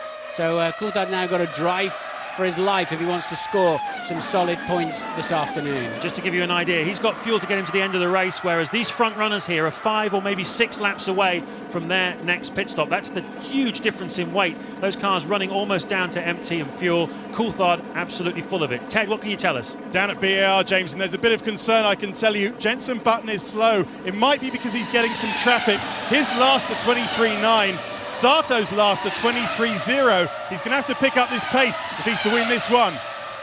Yes, we know that BAR ran a little bit more wing in qualifying. It's probably hurting them now in full dry race conditions. But of course, as Ted pointed out, Sato is lapping faster than the leader. He's just 6.8 seconds behind Jenson Button now. So Sato's hauling himself up to make it 5 contenders for this Grand Prix this afternoon. We may just see him in the background. We did indeed Sato coming into play. Certainly is. 6.8 then behind the race leader. And this is really exciting stuff here at Monza. We've had a few good Grand Prix this year, haven't we? Often when there's a little bit of drizzle in the air, that kind of thing. But usually also these fast racetracks, they seem to breed good racing. We should go here to these sort of places more often. Look how close they are now. That's the top 3 in this Grand Prix as we approach the halfway stage. Top 4, top 5. Yes, and of course it's when you've got less grip. So if they take 25-30% of the downforce away next year under the regulations, it can only help us with more interesting racing. Or you've got to have random sprinkling on the corners. They'll have to choose one of those two. That's a very good point. In fact, talking to Pat Simmons earlier on from the Renault team, he said, listen, just to give you some sort of idea, the downforce level we're running here, which is the lowest level of the year, these very flat wings, that's what we're going to have, roughly speaking, next year with the new rule changes. It'll be more or less this level of downforce at places like Monaco, at Silverstone, at Barcelona. They certainly will be sliding around a lot more next year. Yeah, that's until they spend 20 million in the wind tunnel over the next 2 years and haul it all back again somehow. But that's the job of keeping, the difficult job of trying to slow these cars down. Jenson Button would like to speed his up at the moment. Barrichello was very fast on a 22.5. Michael Schumacher is on a 121.8. And to put that in perspective, Button did a 123.2. So he's leading the race. He's 1.3 seconds slower than 6th place Michael Schumacher. So, as Ted pointed out, Button struggling for raw pace at this stage of the Grand Prix on lap 29. Yeah, meanwhile, Michael Schumacher sets the fastest lap of the Grand Prix so far, 121.899, pushing very hard. He's in clear air, 15 seconds worth of it between himself and Takuma Sato. Does he have enough to close the gap? Well, it's so close at the front here, with just a second between Button and Alonso, 1.5 between Button and Montoya, and just between Button and Barrichello in 4th place. It is definitely going to come down to who can go the furthest on the fuel, and you'd have to say Jenson Button, his first stop was on lap 14. That was a lap after Montoya's and 4 laps after Fernando Alonso. So we're not sure exactly how much fuel they all took on board. That's going to be absolutely crucial as to who comes in first and therefore who gets track position through the pit stops. Barrichello in. He did, and Button in the 1:22s and faster than Alonso on that lap. But we're watching Barrichello in the pits for his second scheduled stop, and that's quite early, really, isn't it? I thought it would be nearer sort of 32, 34 before we'd see Barrichello. Of course, remembering, correcting myself, really, of course he had to pit very early last time round because of he had the wrong tyres on for the track conditions. Yep, came in on lap 5. Rubens Barrichello, he had the wet tyres on. We had a damp start to this Grand Prix. And he was really the only of one of the front runners that opted to go with wet tyres at the start. All of these guys went with the dry tyres. So too did Michael Schumacher. But his Bridgestones didn't like the damp conditions down at the first and second chicanes as much as the Michelins. And he had a spin in the second chicane, which dropped him all the way down to 15th place, Michael Schumacher. But since then, he's been like a raging bull. And he's got himself back up into 6th place. But somehow you just can't, even he can't close up a gap as big as that. He's got it down to 21 seconds, though, the gap between himself and Jenson Button. But he's on the same strategy as all of the front runners. There isn't anything that Ross Brawn can do strategy-wise for him. It's all got to come from Michael Schumacher's right foot. It's good news to see Coulthard straight into the 123s despite the heavy fuel load. So expect him to be cruising in to strong points later on in the Grand Prix, given reliability. Button leads by 1.5 seconds from Alonso. Montoya just half a second drift in 3rd place. Sato pretty stationary at 6.8 seconds behind Button in 4th place. Lap 33 of the Italian Grand Prix. Jenson Button leading by 1.7 seconds from Fernando Alonso. Montoya is 3rd, Sato 4th. Michael Schumacher is ahead of teammate Rubens Barrichello in 5th place. Barrichello 6th, Pitsonia 7th, Fisichella 8th. There's Mark Webber pitting from 9th place, but we've just had a fire in the pits. The Jaguar boys a little bit circumspect putting the fuel in, not surprisingly, because this is what happened a moment ago. Yes, that's next door to them in the Minardi team. A lot of fuel spilled, the mechanics laying it. Bruni inside the car, taking quite a lot of heat there, and they knew straight away there was fuel. They did actually carry on and refuel it and get ready to fire him up, but the driver said, I've had enough. Louise is down there as we see Alonso and Montoya pit from second and third place. Let's just hang on to this, because this is a very... and Sato too at a fourth. So it's a mechanics race then. There's Sato taking to his garage. He's further down the pit lane. Who's going to get away further? They should all need the same amount of fuel to get to the end of the race. Alonso out first, then Montoya, and Sato yet to leave the garage. He does so now. Well, that's very interesting. They go out then in the order in which they came in. There goes Pitsonia. He was in 7th place before the pit stop, so that's where they're filtering back in. Meanwhile, fastest man on the racetrack, aware that the racers are having this. There's Pitsonia, Alonso trying to get past him. Schumacher's aware of what's going on in front of him. He's just set a lap of 1:21.535. He's got down now to within 17 seconds of Jenson Button, and he knows he can try and capitalise now as these guys, Montoya, Alonso and Sato, made their stops. Now, importantly there, Alonso has cleared and then got it all wrong. He's got to stay in front of Pitsonia, and he knows it, because Pitsonia can interrupt his race. Button will be delighted to see that, because Alonso then, he made it past Pitsonia, but then Pitsonia came back at him, and that will compromise his pace. An important part of the Grand Prix, with Montoya just behind him. Zonta pits in the Toyota, and Louise is still waiting to talk to us. Yeah, poor Giacomo Brini, very nasty incident. He's lying down on the floor in the Minardi garage, obviously in some discomfort, coughing a lot. He's obviously ingested either some fuel or some fumes from the fuel or the fire extinguisher, but he's got doctors with him, he's got physios with him, so I'll give you an update on his progress as soon as I can.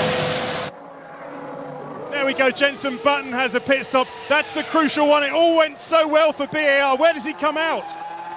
Well, he's cruising down the pit lane at the moment. You can see there's the other front runners, and that moment when Pitsonia got out in front of Alonso. There he is. There is Alonso. There is Montoya. Button is back safely in front of the pair of them. Michael Schumacher is also in front of them. He is 11 seconds behind. He was 11 seconds behind Jenson Button before those stops. So there is Michael Schumacher now, showing as being in the lead. He has still to make his second stop of the afternoon. He was 11 seconds behind Button beforehand. He's not going to be able to make that up in a pit stop. However many laps of fuel he's got in the car now, it's going to certainly be interesting, these next few laps for him. He's going to be absolutely flying to try and close that margin down, get himself as far up the race as he possibly can. But with an 11-second margin that Button had over him before his second stop, you'd have to say that Button looks safe at the moment from the onslaught of Michael Schumacher. Well, as Ron Dennis said, Michael Schumacher needs a great race, and we've seen a lot of those. He is flying. I think he's about to set a new lap record if he doesn't pit at the end of this lap. Schumacher absolutely on it. There's his teammate Barrichello, and that tells you Michael's ahead of him on the track, but with another stop to do, as we see Button then passing traffic, and Pitsonia is in between, and Pitsonia's got to stop, as does Michael Schumacher again this afternoon. Schumacher does a 1:21.3. It is a new lap record by half a second as Pitsonia makes his second stop. The red flashing light in the distance is somebody who's forgotten to switch off their rain light, and Schumacher through Curva Grande then, he's leading the race by let's see, 15 seconds over Barrichello and Button, and of course that what do we think he needs? 25 seconds for a stop. We got a Jordan in the gravel trap. Yeah, it's going to be, well, as I said, it was 11 seconds Button had on Michael Schumacher before Button stopped. There you can see Giorgio Pantano retiring that Jordan from 16th place. It's hard to see, unless Michael Schumacher's got several laps of fuel in this car, how he can possibly take the time out of Jenson Button. But Rubens Barrichello, well, he pitted on lap 5 for just over 6 seconds as we look at some wing being put into that car of Antonio Pitsonia. And Barrichello pitted again on lap 29, again for 6 seconds. So I think Barrichello's going to have to stop again, isn't he? Ferrari are ready in the pit lane for one of their two drivers. Michael Schumacher absolutely scorching around this racetrack at the moment. Which one of the two drivers is going to come in? Jenson Button is in third place. He'll grab second then, as Michael Schumacher comes into the pits. Ringing it out down to the speed limit line. If he goes over that too fast, car number 15 already has a penalty. That's clean in the Jaguar for speeding in the pit lane, almost certainly, because you can't get it. You're coming off this track straight into the pit lane. You're doing best part of 200 miles an hour in this supreme machine. You have to get it down to just 100 kilometers per hour, and it just feels like you're dragging an old ferry boat home then when it's on its rev limiter, its pit lane limiter. Michael feeds out back then into the BARs. Yeah, it's Sato. He's behind Sato, crucially, because Jenson Button, who's Michael Schumacher, they are side by side with Takuma Sato, and Sato has to give up the place. He had a bad drive out of the first chicane. Jenson Button's gone through already, so has Fernando Alonso, but Takuma Sato couldn't quite make it, and Michael Schumacher critically has got out in front of Button's teammate. And that is crucial too, because remember, Sato was hauling himself up into the equation, so surely Michael Schumacher's done the same. Supreme laps, very, very fast, good pit stop. Michael with a fast car underneath him. Well, we better add his name to the list of potential winners now, James. Yeah, it's growing all the time. 17 laps to go here. We've got lap traffic, we've got overtaking at the front and at the back. It's all going up at Monza, and Ted's got news for us. Down at BAR, they're absolutely gutted about that because they needed Takuma Sato to help Jenson Button win this race. They were going to try and do that at USA this year. It's perfectly legal, but it hasn't happened. Bad luck, Taku. And let's take a look at Michael Schumacher's laps then as he gets back up to speed after the stop. Tremendous confidence and grip he's got, hasn't he? Out of the pit lane, look at the advantage he's got over Sato already. Michael Schumacher absolutely flying. He did a 1:45, including his pit stop. That's 2 to 3 seconds faster than the bulk of them have been doing. So Schumacher just eating into their advantage. Well, I don't know if he's going to win this race, but it's certainly one of his best drives. Michael Schumacher, having spun it in the early stages, is really putting on a fight back here at Monza. Fisichella pits then from 7th place. As we take our breath, at the moment, Rubens Barrichello is leading on lap 38 by 12 seconds from Jenson Button in the BAR, but we believe Barrichello, well, we're sure Barrichello has to stop again. Jenson Button then is in 2nd place. Alonso is 3rd, 1.5 seconds behind Jenson Button, with Michael Schumacher just 6 seconds behind Fernando Alonso. So in other words, well, the gap was 11 seconds between Button and Schumacher before that second round of pit stops. It's now down to 7 seconds. 3 of them came from a faster out lap. Obviously, some of it came from an in-lap, but a lot of it came from those laps up to Schumacher's stop. Absolutely stunning driving here by Michael Schumacher. And, well, it's certainly put him into the equation. Sato is down to 5th. Montoya, who was in the top 3 for most of the first half of this Grand Prix, now drops into 6th place. Fisichella we've seen just making a pit stop. And what about David Coulthard here, you say? He's on a one-stopper. How's he playing out? Well, he's 36 seconds behind the race leader, just 22 behind Jenson Button, and lapping, well, his pace dropping off a little bit in comparison with the front runners at the moment, but still he's in the hunt for some good points here this afternoon. Barrichello then, I'm not quite as sure as you he's got to stop again, but it seems virtually certain, doesn't it, that Barrichello, we think he took 6.3 seconds of fuel on board on lap 29. If that time is correct, then he has got to come in again. But his lead was 14.5 seconds. He was 2.5 seconds faster than Jenson Button, who once again struggling at this stage of the race for raw pace. Alonso close up behind. Barrichello first then, Button second, Alonso third, Michael Schumacher fourth, just 5 seconds adrift, 5.9 seconds adrift of Button. It's really a huge, huge test here for Jenson Button. He's got a car which we can see simply isn't fast enough really to win the race here this afternoon. No discredit to BAR, they've done a sensational job this year to move themselves forward up the grid. He challenged Michael Schumacher at Imola. He's had strong points finishes everywhere this season, 3rd in the World Championship, but you can see the car just not able to just do the lap time that Jenson Button wants from it. Meanwhile, Alonso in the Renault, we've seen real pace from them sometimes this year. He's currently lapping about 6 or 7 tenths a lap faster than Jenson Button, and Michael Schumacher, well, he's in a different planet. His last lap, a 1:21.9 compared to Jenson's 1:23.9. 2 seconds a lap faster than Jenson at this stage of the Grand Prix, and if he can keep that going, then Schumacher will be right there very, very soon. Well, we're heading for a Ferrari 1-2 at the moment, because Button and Alonso are toast with Michael Schumacher's pace and their relative lack of pace at this stage now. And we're on lap 40, and Michael Schumacher then comfortably ahead of Sato and just creaming into Button and Alonso. It's just a question of how quickly Barrichello can get down the road and take a splash and dash towards the end of the race if he needs to. Well, Ross Brawn's a million times cleverer than I am, and I'm sure he's got this one worked out. Exactly what he's going to do with Rubens Barrichello, where he's going to filter back in again. It's certainly going to be very tight. Barrichello really putting the hammer down now. 1:21.6 on that last lap before his final stop of the afternoon. his third and final stop of the afternoon. Made a very, very early first stop because he was on the wet tyres on a drying track, the only one of the front runners to do so. That was really the story of this Grand Prix at the start. He went for the wet tyres. Teammate Michael Schumacher in third place went for the dry tyres. Had a spin at the second chicane, lost a lot of time. Meanwhile, Button, Alonso, Montoya, Sato all took advantage of Ferrari's problems at the start to grab the control of this race. But as the race has gone on, the pace of the Ferrari has really started to tell more and more. Michael Schumacher has driven absolutely out of his skin here this afternoon, as hard as he's ever driven before to put himself back into contention.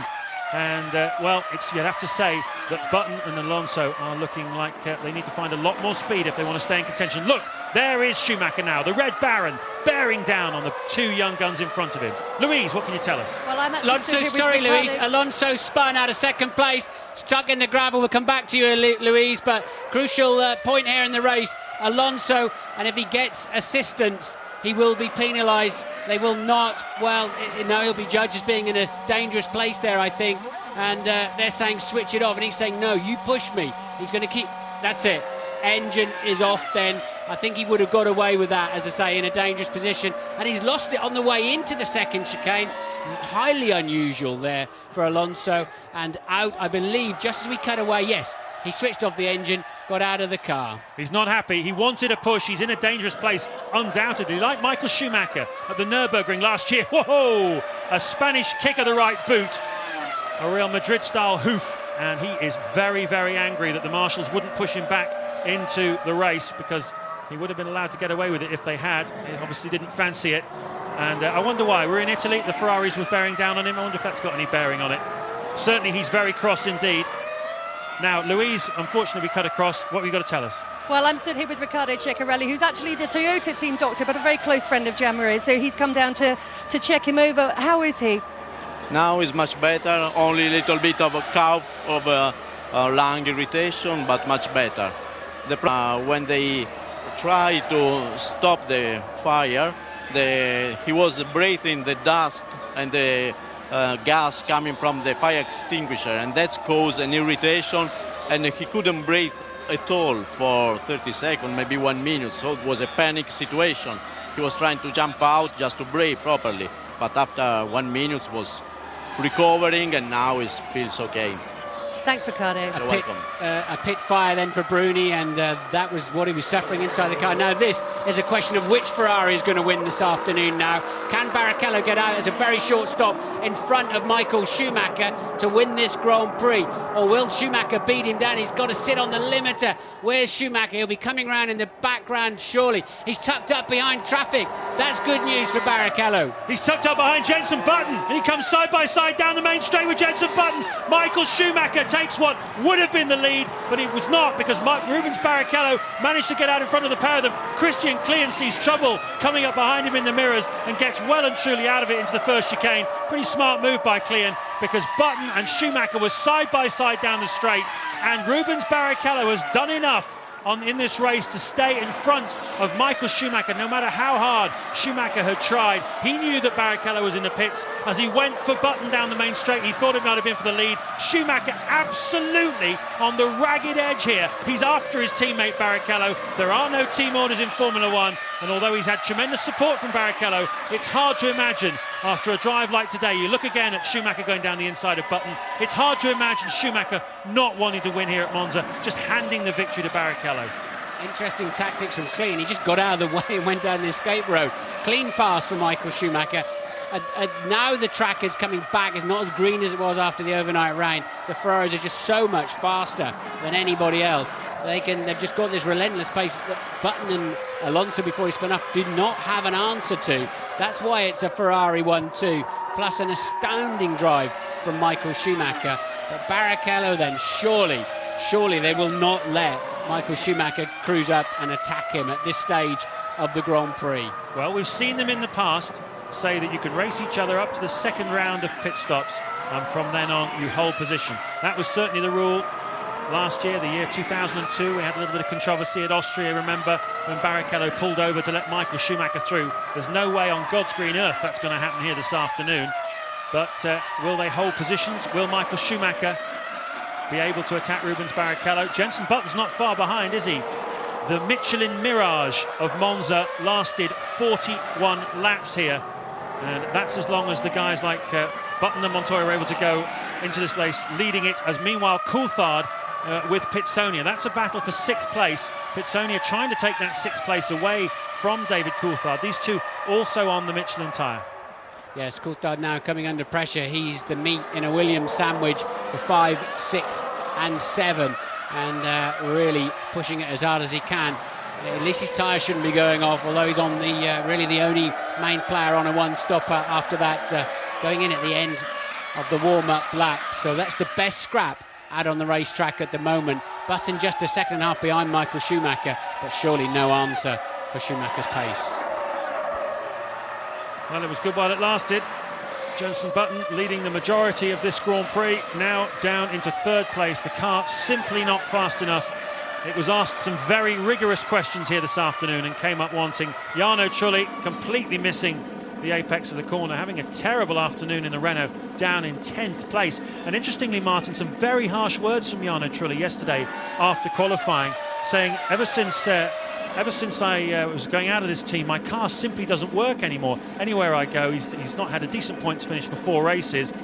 And Flavio Briatore, the team boss, says as if we would slow down one of our cars. But certainly Trulli very suspicious about what's going on at Renault. Hard to see how they would possibly want to slow down one of their cars when they're battling with BAR for 2nd place in the Constructors' Championship, and only 8 points between them. But nevertheless, Trulli very unhappy. Barrichello then leading Michael Schumacher at Monza with just 9 laps to go. The closing stages of the Italian Grand Prix at Monza. It's been an absolutely tremendous afternoon's entertainment. You're looking at the battle there between 6th place David Coulthard and 7th place Antonio Pitsonia. That's the best scrap in the field at the moment. At the front, Rubens Barrichello is leading Michael Schumacher. There you can see a super slow-mo of Rubens with his team leader, 7 times world champion, right behind him. And Rubens Barrichello yet to win a Grand Prix in 2004. He's played shotgun all season. He's been the bridesmaid.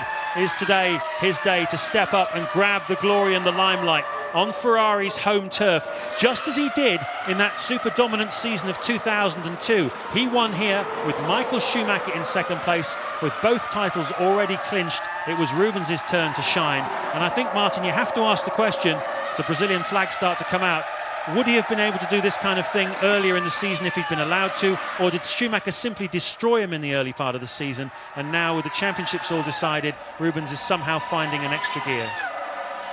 I think it's not been Rubens' best season. I think he expected to beat Michael this year. Michael came out, as we've seen, stronger than ever before. And when Rubens did have the chance to win the races, it didn't happen for him. And he could have won in Indianapolis, and a bit of a stuttery exit from the pit stop, and 1 or 2 things just didn't play into his hands. But today, this weekend, he's always looked like he's a contender for the victory. He's had the message he wants to hear. Michael will not bother you. And that must be the case, otherwise he'd be down in the low 1 minute 21s, driving for his life at the moment. The pair of them are cruising around just a tiny bit faster than Button in 3rd place, protecting the car. This is the scrap of the race now. Coulthard and Pitsonia going for it, hammer and tongs, both of them looking for strong drives in 2005. Both of them driven very well today.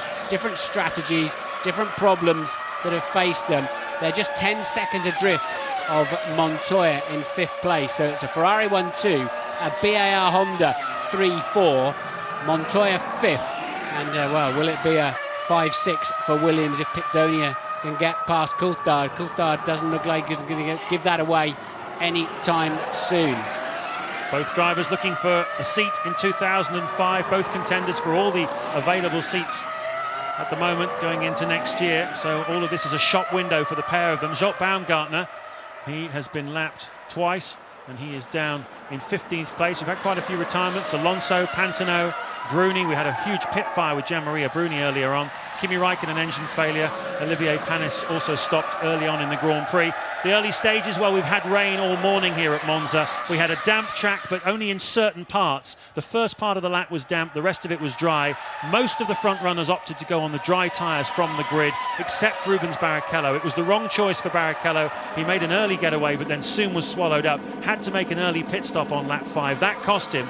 Meanwhile, Michael Schumacher, who'd started on slick tyres, spun at the second chicane and dropped down into 15th place on the first lap. The story of the Grand Prix for him has been about a fight back, an amazing fight back, from 15th place to second, and he was within a couple of seconds of nicking the win here. But after his second pit stop, Rubens Barrichello third pit stop, Rubens Barrichello able to rejoin the Grand Prix just in front of Michael Schumacher and earned the right to win the Italian Grand Prix from Ferrari. He's only 4 laps away from doing that.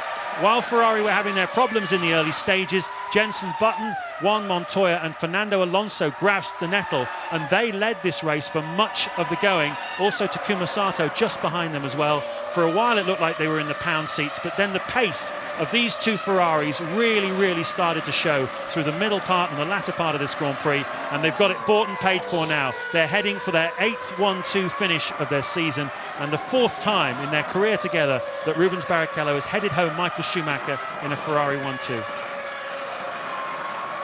At the retirements, and Alonso spinning out at the second chicane. Pantano binned the Jordan at the Parabolica. Bruni with the pit fire. Raikkonen with an engine overheating. Panis spinning also at the second chicane. And Ted has some news for us. Down at Ferrari, Martin, Barrichello's manager is pacing nervously around the back of the garage. He can't bear to watch these pictures. Barrichello, of course, there was some doubt whether he had to stop again. He does not. They did manage to get just enough fuel in that. I think they're so happy, these mechanics, just by the look of them, that Rubens is finally going to win a race this season. Yeah, and Rock, is it on the racing line? Looks like it probably is on the exit of the first chicane there. I think the only thing that would stop Barrichello winning this race would be an error, but he's not under pressure, so that would be unlikely, or mechanical problems, because Schumacher's just pacing himself nicely within a second of the lead Ferrari. So it'll be a well-deserved victory. I mean, it was Michael who made the mistake, wasn't it?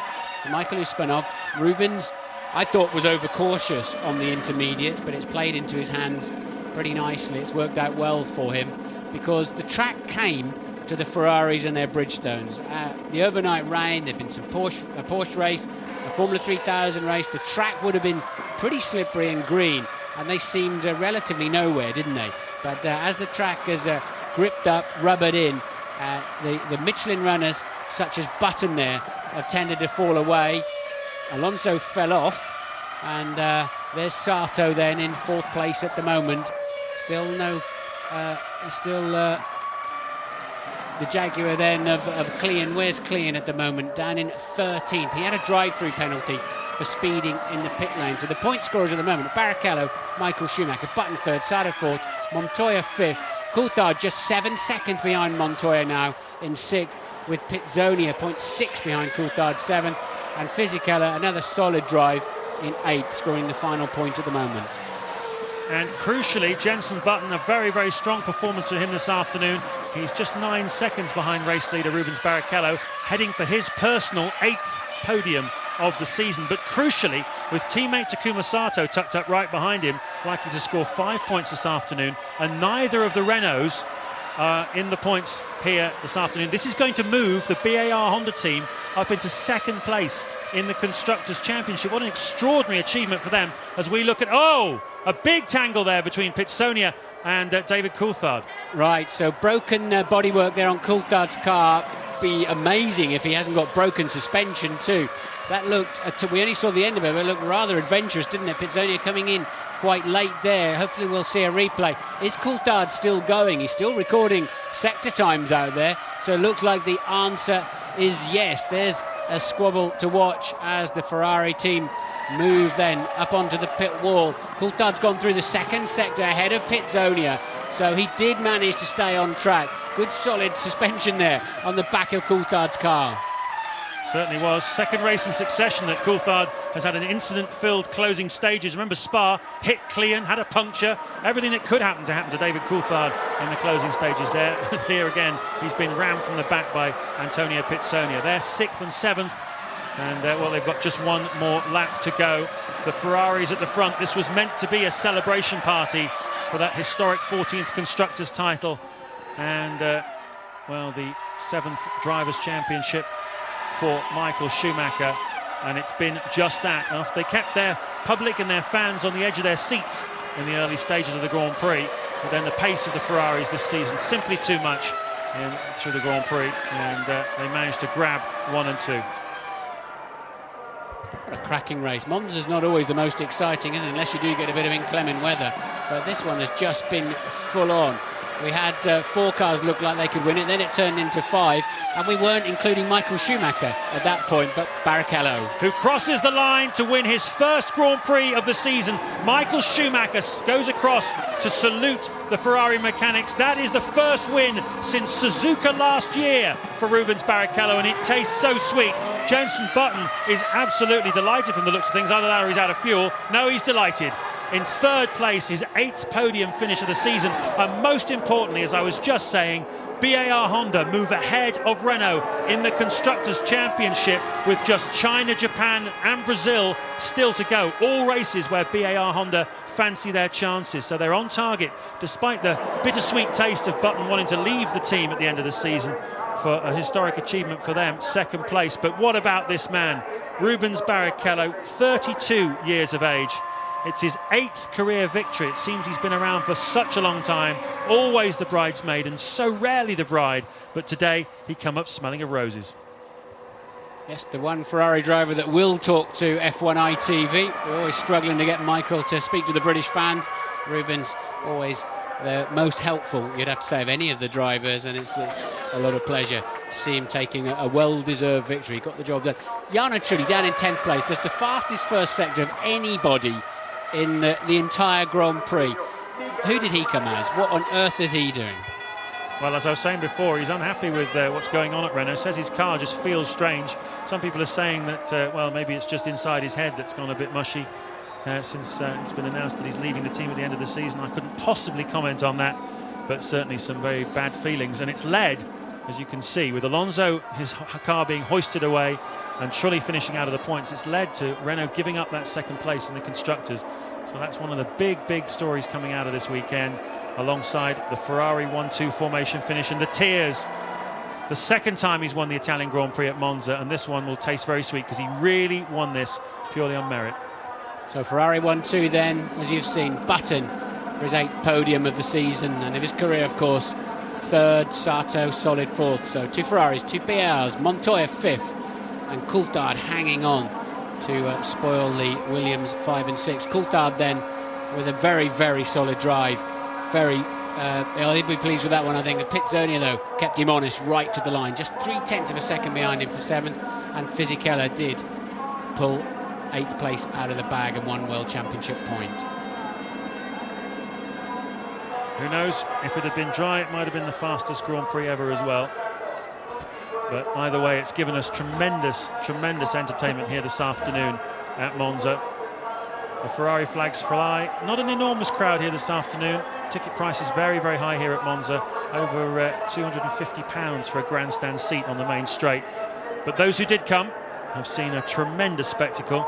And Martin, always a challenge to ask you after an exciting race like that who your driver of the day is. So many contenders. Michael Schumacher's fight back, Barrichello's steadiness and consistency. Jenson Button really trying hard with the cutlass between his teeth to take this one. Who's your driver of the day? Well, as you say, so many contenders. I think Coulthard definitely a contender there, and Montoya quite quiet actually, didn't he? Sato didn't quite have the raw pace. You say Button went well. Michael Schumacher, the fastest man on the racetrack by and large through the Grand Prix, but he did spin off, and Rubens made the brave choice actually of putting those inters on, and it looked horrible after about lap 4, didn't it? He kept his head, won the Grand Prix. My driver of the day. Rubens Barrichello, driver of the day. I haven't said that too many times this season. It's been quite a quiet championship for Rubens Barrichello, constantly in the shadow of Michael Schumacher. 2nd place in Australia, 2nd in Bahrain, 2nd also in Spain, the Nürburgring, Canada, the United States, where Schumacher nicked the lead off him from the restart. Barrichello on pole on that occasion, but thinking he might win it, Schumacher was too canny for him on the day. He's finished every Grand Prix this year, all but one of them in the points, and finally, he's got the victory he so richly deserves. I make no apology for being ecstatic when Rubens wins a race. He's one of the nicest people in Formula One, and when he drives like this, as he did at Silverstone last year and in Japan last year as well, there's very few in Formula One who can touch him for quality and style and sheer pace and bravery.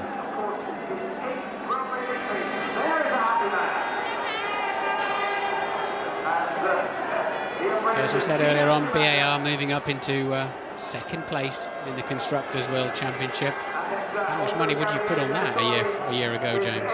Absolutely. Well, they were pretty excited over the winter. They thought they'd found something, and they weren't wrong.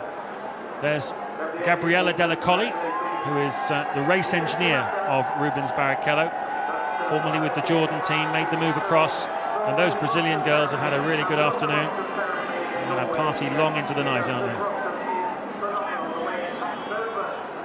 The traditional scenes then on the main straight here at Monza. That was a scene of rain and puddles mid-morning here. A lot of long faces at Monza, a lot of people with their Pacamacs, all wondering what they were doing here.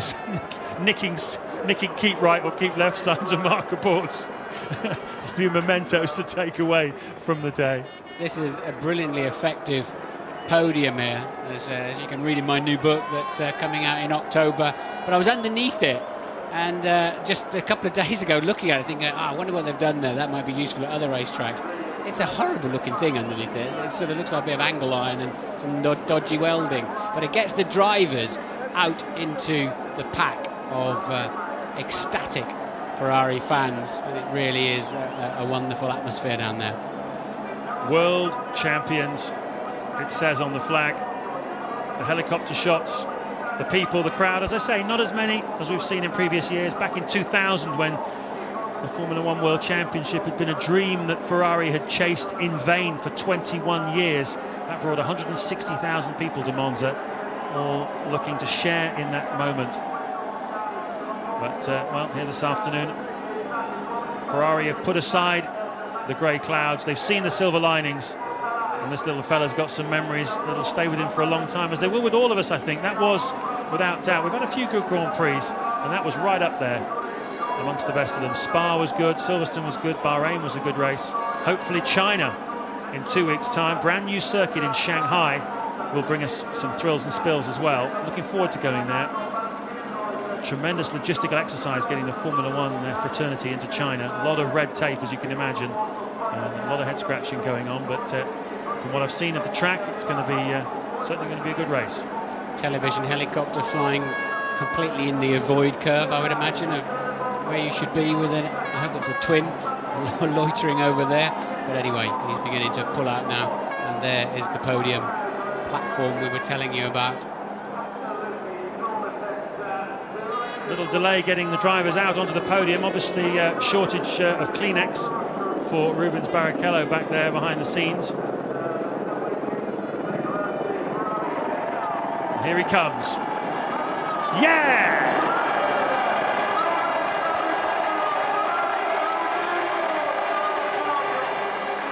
Schumacher letting Barrichello soak it up, letting him go out first and have his moment. That shows you a little bit of the team spirit. There's a lot said about this relationship in this team, a lot said about how it's all structured to make Schumacher win. Barrichello has to play shotgun. I don't think we'll ever really know the truth of what's in Barrichello's contract, but there's no doubt at all on a day like today that they are a team. The most experienced team in Formula One, the oldest team in Formula One, and the most successful.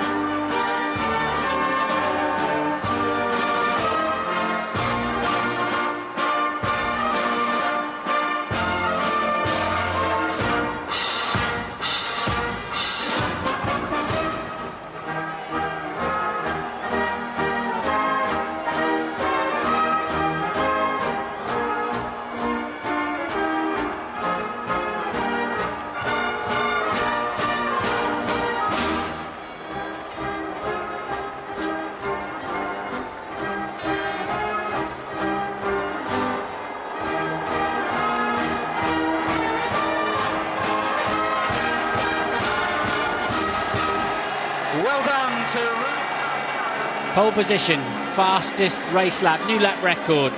The victor in a Ferrari at Monza, his 8th Grand Prix victory. Can it get any better than that, James? No, it's the hat-trick they all dream of. His compatriot Ronaldo scored a few of them, and today Rubens has scored big time here at Monza. His 8th career victory. An emotional hug for teammate Michael Schumacher, who really drove magnificently this afternoon. Constructors' trophy for his race engineer. Not often you see Michael happy with second place, but he looks genuinely happy up there, doesn't he? Yeah, what a contrast to 2 weeks ago in Spa. Won the championship, but not happy to finish second to Kimi Raikkonen on the day. But here, he's enjoyed himself. He's driving for pleasure now. The championship's decided. He certainly would have got a lot of pleasure out of this afternoon's race. And what about Jenson Button? His 8th podium of the season. A sporting cheer from the Italian fans for him. Terrific drive for him. Led most of this Grand Prix, let's not forget. And, well, he did what he could. The car just wasn't quick enough for him on the day. But he'll have his day in the future, no doubt about that. Which overalls will he be wearing next year? Apparently they're meeting, the Contract Recognition Board meeting while we're in China. So we should find out soon, hopefully, if it doesn't go to the law courts. Well, the Tifosi came here to celebrate the 2 World Championships. The 2 drivers, they gave them a bit of a scare at the start. Looked as though they were handing it to the young guns like Jenson Button and Fernando Alonso, but class paid out in the end. It's another Ferrari 1-2. Rubens hits the gold, and we'll see you 2 weeks from now in Shanghai, China, Formula One's Brave New Dawn. Indeed we will. Thank you very much indeed to James Allen and to Martin Brundle. What about those Ferraris? They spin, they start on the wrong tyres, but still it is Forza Ferrari, the prancing horse, ruling again at Monza. A hat-trick of home victories for them. But it is Rubens Barrichello, Mr. Consistency, who is a winner for the first time all year. 1-2 here, but celebrations at BAR. David Richards, team boss.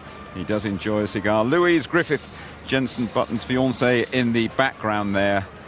You can see why they want Jenson to stay at that team next season. Jenson Button on the podium. Let's go now to Ted Kravitz. He is with Ross Brawn. What a happy fellow, as you might expect. On you go, Ted. Indeed he is, and he's congratulating the key people, Rory Byrne and Nigel Stepney, in this team. And Ross, a 1-2 at Monza. It reminds you what Ferrari's really about, doesn't it? Fantastic. I mean, after 5 laps we had a disaster on our hands, and I was thinking that we'd score some points and maybe a podium if we were lucky.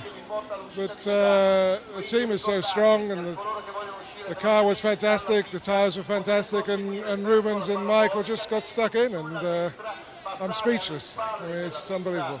How quickly did you regret starting Rubens on the intermediates? Well, it's difficult to say. I mean, Michael fell off, so if Rubens had fallen off as well, we would have been in the same situation. We probably should have pulled him in 1 lap earlier, and there was a bit of confusion on the radio why he didn't come in, because we were then losing time. But it was the worst possible condition for Bridgestone. It's a damp track. We know that's Achilles' heel. So we were a bit stuffed at that stage. But just shows these guys want to win all the time. They didn't give up. Of course, the celebrations going on in the background here. Look at the guys. But after that, I mean, Michael, probably if he pushed very hard, risked the car, probably could have got Rubens, right? Well, they raced each other all the way through the race, and all we do at the end of the race is turn the engines down. When we're in a situation where we've got nothing to lose, we have to look after the car and try and make sure the car finishes. And here is the hardest track on engines. So after the pit stops, the last pit stop, I said to the drivers, right, I want the engines turned down and be sensible. So that was it. Brilliant 1-2. Thank you very much, Ross. A horrendous start then for Ferrari. It means so much for them to win at home, and a maximum 18 points of 1-2. Rubens Barrichello winning the race, though. Jenson Button on the podium in the BAR, then Sato, Montoya, Coulthard, Pizzoni, Fisichella. We'll be right back after the press conference. Honda, second for Scuderia Ferrari Marlboro, Michael Schumacher, and Rubens Barrichello heading Ferrari's 8th 1-2 of the season, and the first Monza hat-trick for Ferrari, winning the Italian Grand Prix. A great result, Rubens. Leading by 6.9 seconds at the end of the first lap, and then in the pits on lap 5. It was a difficult decision at the start, because when we went to the grid, it was fairly wet. The sun was out. It was basically was going to dry, but when, it was very difficult to know. I thought that the wets, I could open a gap at the first 5 laps that were able for me to really be happy after the pit stops and so on. But it was difficult to know, and on the radio it was a bit of a mess to know, come in or don't, Alonso is doing well, or no, stay out. So it was, I think, a lap too much, too long, to be honest. But everything worked out very well. I mean, there was a point in the middle of the race where I thought it was everything lost, because like Michael overtook me, Pisonia overtook me, and I actually took a gamble yesterday to go a little bit towards the wet setting. So the thing was drying out so quickly, and I had a lot of understeer. But obviously, as the fuel ran down, my car became faster and faster. I was able to push, and I was delighted. Phenomenally quick in that build-up to what was effectively your 3rd pit stop there. And I tell you, I didn't see anything. I was just pushing. I felt like yesterday the qualifying lap was tremendous, and I was telling myself, you just push the throttle down, just go as fast as you can. So when I came out of the pit, I had no one in front, no one behind that I could see with my eyes. And then I asked which position I am, and they said P1. So then I said something in Portuguese, which I cannot say here now. But it was just a phenomenal feeling. That's why I'm so relieved, but so delighted as well. But then you did have Michael in your mirrors right at the end of the race there. Yeah, at that stage, the team told, I think, both of us to conserve the engines a little bit, because we had to push very hard in the middle of the race. So at that stage, I felt quite comfortable, to be honest. Brilliant drive, congratulations. Michael, P15, I think you were on the first lap. An interesting first lap for you? Was it even P15? I thought it was completely last, because after the spin, I had to let everybody through in order to get going, because they were coming, and I really had to wait to avoid an accident. But it was an interesting race, yes. Interesting battles I had today. And coming in second during the race, I wouldn't have thought that, because it was difficult to judge who was going to do what, and overtaking the front runners, I wouldn't have expected that would be possible, as pace I thought would have been closer. But our car ran fantastically well, despite the first couple of laps when it was damp, and that obviously gave us the possibilities. On that first lap, what actually happened? Why did you have those 2 moments? 2? What do you mean 2? Well, the first chicane, and then I think at the second chicane as well. Well, at the first chicane, I just couldn't stop the car in time. I mean, it looks like that we struggled a little bit more than the other tyre companies. And so I had to run straight. I then slowed down to let Juan get through. Juan played a little bit smart and slowed down himself to make it look like I'm gaining an advantage. Anyway, I kept on going, and then coming into the second chicane, it was just slippery again. I was sliding, got a 4-wheel slide, a nice one. Jensen was on the outside, he couldn't avoid that one, and I just touched with the front wheel slightly on his, I don't know, side pod, which spun me around. So it was just one of those things, they do happen, and in the conditions, it was very difficult. I thought it was the right decision to go with slicks. I knew it was going to be tricky. In the end, you see that both cars come in within 1 second, so both decisions seem to be right in a way. A great drive. And Jensen, a great drive for you too, particularly in those early slippery stages. Yeah, it was a very interesting race. I didn't think the Ferraris were going to be so strong towards the end of the race, but the pace of these 2 guys was just untouchable. But all in all, it's a fantastic race for us as a team. We've taken second in the championship now in the constructors, 2 points in front of Renault, I think. So it's fantastic. You know, I have to dedicate this podium to them, and also my granddad, who's watching from his hospital bed at the moment. So we wish him very well. Thanks. That last set of tyres you had, was the car any different to how it had been in the earlier stage of the race? Well, obviously the first set of tyres, we were in the damp conditions. And it's very difficult to feel how the second set of tyres are going to be when the circuit's completely dry. But the balance wasn't too bad. The car seems to run much better on lower fuel towards the end of the stints. That's when the car gets stronger, and that's when I was able to pull out a gap on Alonso and Montoya. So I knew that was to come. So I was pretty positive that we were pretty strong for a podium position at least. I actually thought we had a chance for a win there, but as I said, I didn't know these two guys would be so strong. Congratulations. Rubens, no doubt an emotional day, not only for you personally, but for the team as a whole. The hat-trick here at Monza and your 8th 1-2 as a team this season. A few final words from you. Well, now I can honestly say from the bottom of my heart that I think that's the best season ever. I mean, it was lacking one win, at least for me, and you know, the amount of points, the amount of victories that Michael had, the way we won the constructors, the team is very well, and so this is to them as well. I mean, the way they behave, even though we win races, in half an hour we're going to be in a meeting thinking about the next race already. So I think that's show how they are strong and how we're behaving with their cars. So it's very good thanks to all the team and to all the tifosi, because there was a very good weekend. I just love every moment, and even though we had a time in the middle of the race that we thought it was gone, everything came back, and so that's why we have to believe in life that whenever is your day, it has to be your day. It was his day today. Graphic illustration there of Ferrari success, already thinking of the next race in China. The 24th Schumacher Barrichello 1-2, but only the 5th in that order. Button and Takuma Sato, a really good day for the BAR team, this one. Then Montoya 5th in the Williams. He's on his way to McLaren next season, where David Coulthard has done himself a fair bit of good by finishing in 6th place. Pitsonia getting the 2nd Williams home in 7th, and Giancarlo Fisichella, the Italian, scoring just 1 point for Sauber. This one is really building up nicely now. Barrichello and Button, it looks as though Rubens Barrichello's going to have to score a few more points to ensure himself of that runners-up spot. Button 3rd. Trulli and Alonso, well, just 1 point between the two, but the way Jarno Trulli's going, you'd back Fernando Alonso to overturn that. Then Montoya close up in the Williams, and the two McLaren drivers, just 4 points between Raikkonen and Coulthard. And if we look at that Constructors' Championship, the big move there is BAR up into 2nd place ahead of Renault. Williams looking good for 4th, although McLaren are just 8 points adrift there. Then Sauber on 29, Jaguar on 10, Toyota 9, Jordan 5, and Minardi with just these single points. We'll be right back. I have to tell you, it hasn't rained during an Italian Grand Prix for nearly 30 years here. They had a lot of rain, though, didn't we, in the build-up to it, and at the start, Tony, what problems that gave everybody, including the Ferraris.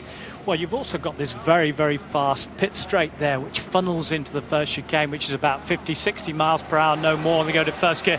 Just look at this, unbelievable. And different tyre choices, some on inters. Michael Schumacher very bravely on dry tyres and just kicking up the water there. Barrichello out ahead. Alonso came rocketing through from 4th place, another of his electric starts, but there's Schumacher going over the apron on the inside ahead of Juan Pablo Montoya, and then he gives him the place back. But it was all to happen a bit further on in De La Roggia in the 2nd chicane as we get through there. There is Michael Schumacher struggling on the outside. Montoya's gone through, Button coming up as well, and then there is Barrichello, and behind him Michael Schumacher is about to spin off as he's struggling and has a touch with the two cars there. There's Kimi Räikkönen on the inside, there's Button, there's Schumacher.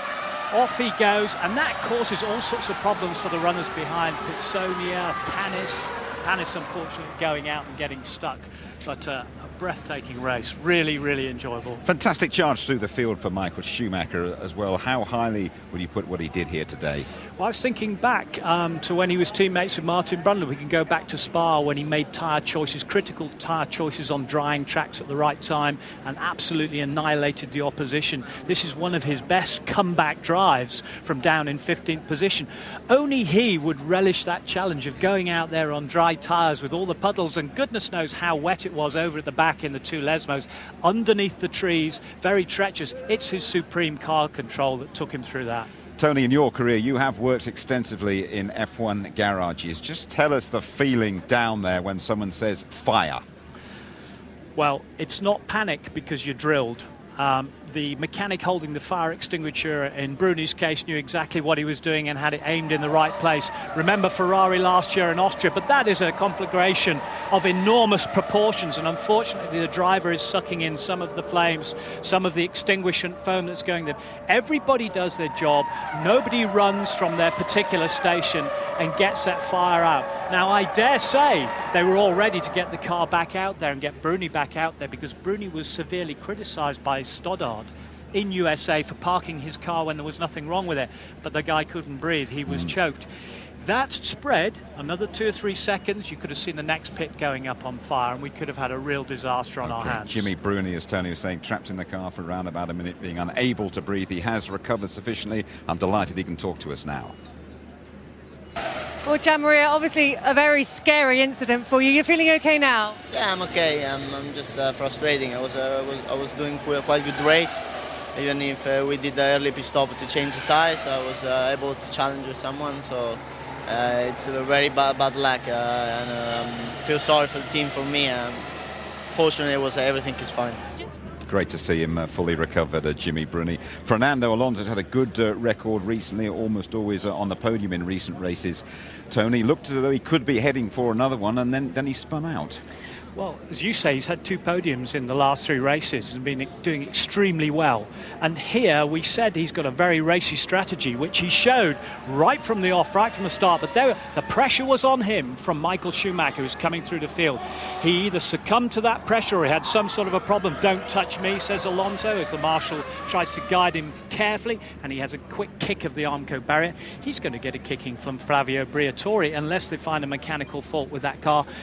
Renault will be so upset at losing second place in the Constructors' Championship, so important to any manufacturer. Very, very upset when we saw him leaving the track there. Let's assess Fernando Alonso's mood now. Fernando, relentless pace throughout that race. What happened at that vital moment? Was it a loss of concentration or? No, it was the car. I was quick. I had not the fantastic grip in the car all through the race.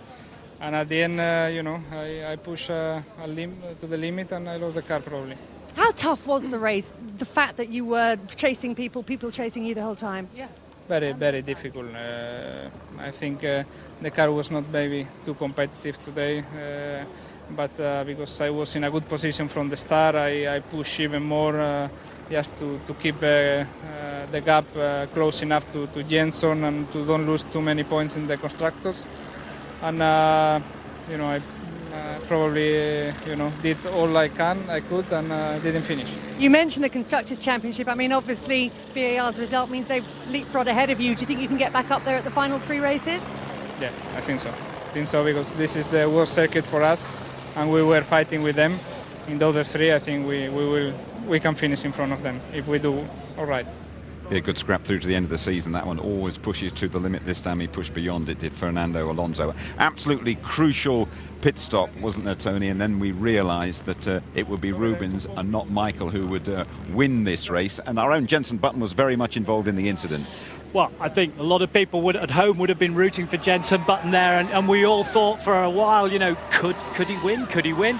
And Ferrari inexorably coming through the field.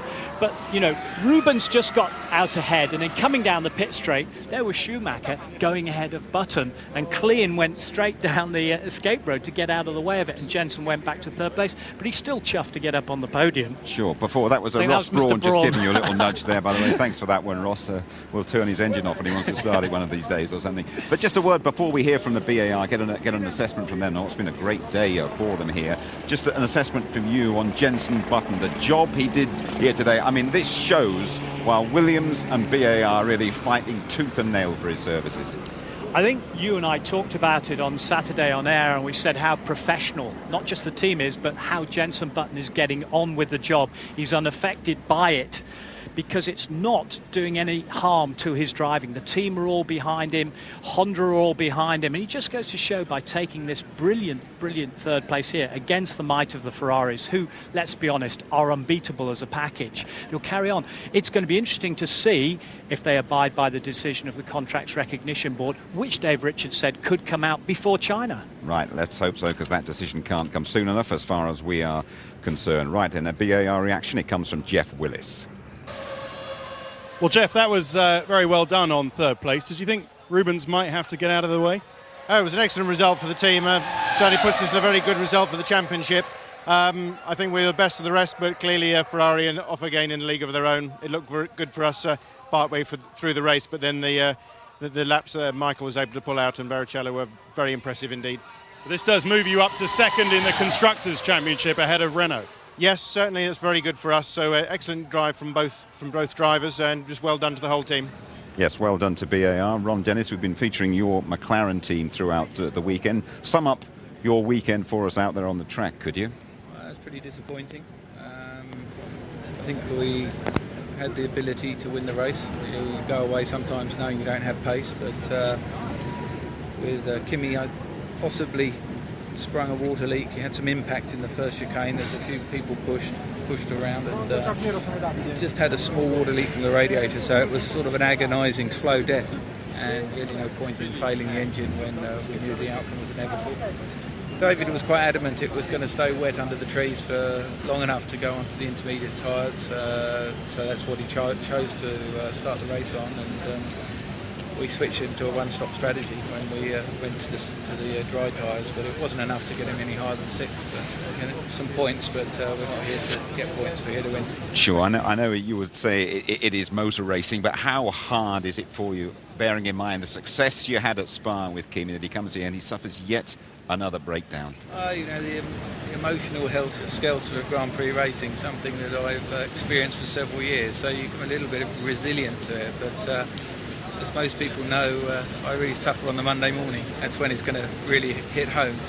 But you know, it's about 15 minutes of sympathy, and then it's back to work. And you know, we've got a highly motivated Grand Prix team. We're very focused on winning races this year, and I think we can win at least another race, maybe more. And so that's what we'll do. We'll go to China and do our best there, and then take it a step at a time. But you know, we're not going to go away. We know what winning's all about. We've won plenty of World Championships, and we're certainly going to win them in the future. David Coulthard has scored a couple of points for you here. He had a moment with Antonio Pizzonia that you might be able to have a look at here, and give us your views on what happened in this one, Ron. Well, obviously, Antonio was leaving his braking somewhat late, and what he lacked in brakes, he managed to use David's car to slow him down the final bit, you know, and spun. But as you can see, the car's pretty strong and resilient, and David escaped unscathed. Just a word from you about David Coulthard. He will not be with you next season. He has been a real loyal servant to you. What would you say to any prospective employers of David Coulthard out there? Well, you know, he's first of all and above all else, he's a friend, and that makes difficult decisions more difficult to take. He is an excellent racing driver, more than capable of winning Grand Prix. He's been very loyal to the team, and we will, in our way, continue to be loyal to him. And in or out of the McLaren, he'll always be welcome at McLaren, and it's by no means sure that he'll leave McLaren, but we hope he finds the drive, and if he does, we'll wish him well. Listening to you closely there, if he doesn't find another driver, you might find him a little role as a test driver or something like that, or am I jumping the gun? I think, you know, when we've spoken about it, as I've said to David, he should focus on being a racing driver. That's what he wants to be, and as and when that's impossible for him, we'll sit down and talk. We appreciate the accommodation that you've given us throughout the weekend, Ron. Thanks very much. Best of luck for the season. Thank you. Right, let us join Louise Goodman. Well, David, some interesting strategy decisions. Did it pan out for you? How did it pan out for you? Well, obviously it wasn't what we intended, but you know, when we've tested here, it's a typical thing. When we've tested here in the wet, it's taken quite a while to dry under the trees. So you have to make a decision before, obviously, you know what everyone else is doing. And I was pretty sure that it was going to be damp for at least the first 4 or 5 laps there. The time I did the installation lap to the grid, it was completely safe to be on slicks, so that's why I called to come in and start from the pit lane. Maybe we could have finished a little bit higher had I started from the grid, but I think that the one stop enabled us to leapfrog people anyway. A tricky moment towards the end of the race there with Pizzonia. Yeah, that was inevitable. I wish I could have talked to you, because from about 10 laps out, you know, I could have said he's going to try something silly at some point. These cars have got one line under braking, and unless you've slipstreamed by someone in a straight line, you can't outbrake them. And I saw when I came off Parabolica, he was relatively close, so I said he's bound to have a go this lap. But obviously you can't drive a corner whilst watching your mirrors, so checked in the braking, he was still in position, did my braking, and then when the impact came, to be honest, I was ready for it. It's just trying to make something out of nothing. It's a bit silly. He's one of the classiest acts in Formula One, one of the classiest drivers as well. Surely someone will open their doors for him next season, won't they, Tony? I think he's still talking to quite a few people. That was a great gritty drive today, and as you said, that won't have done him any harm. He's talking to BAR, he's talking to Jaguar.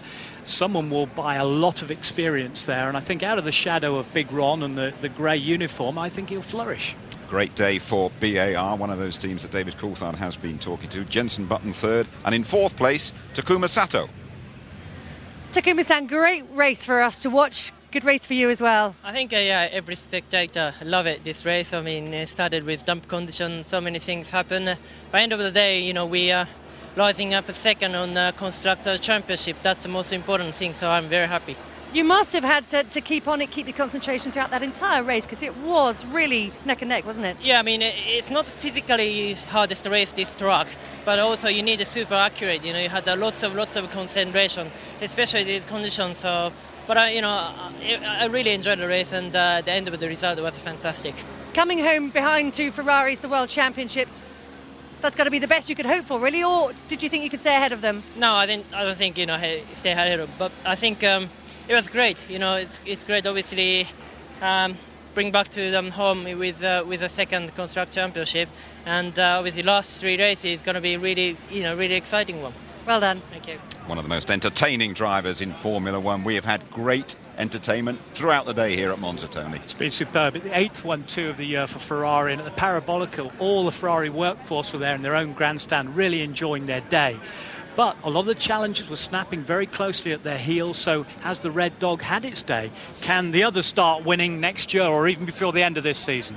Great to see Rubens doing it for once. Yeah, and he's got an Italian grandfather as well, so he's a little bit Italian, and he'll be celebrating tonight.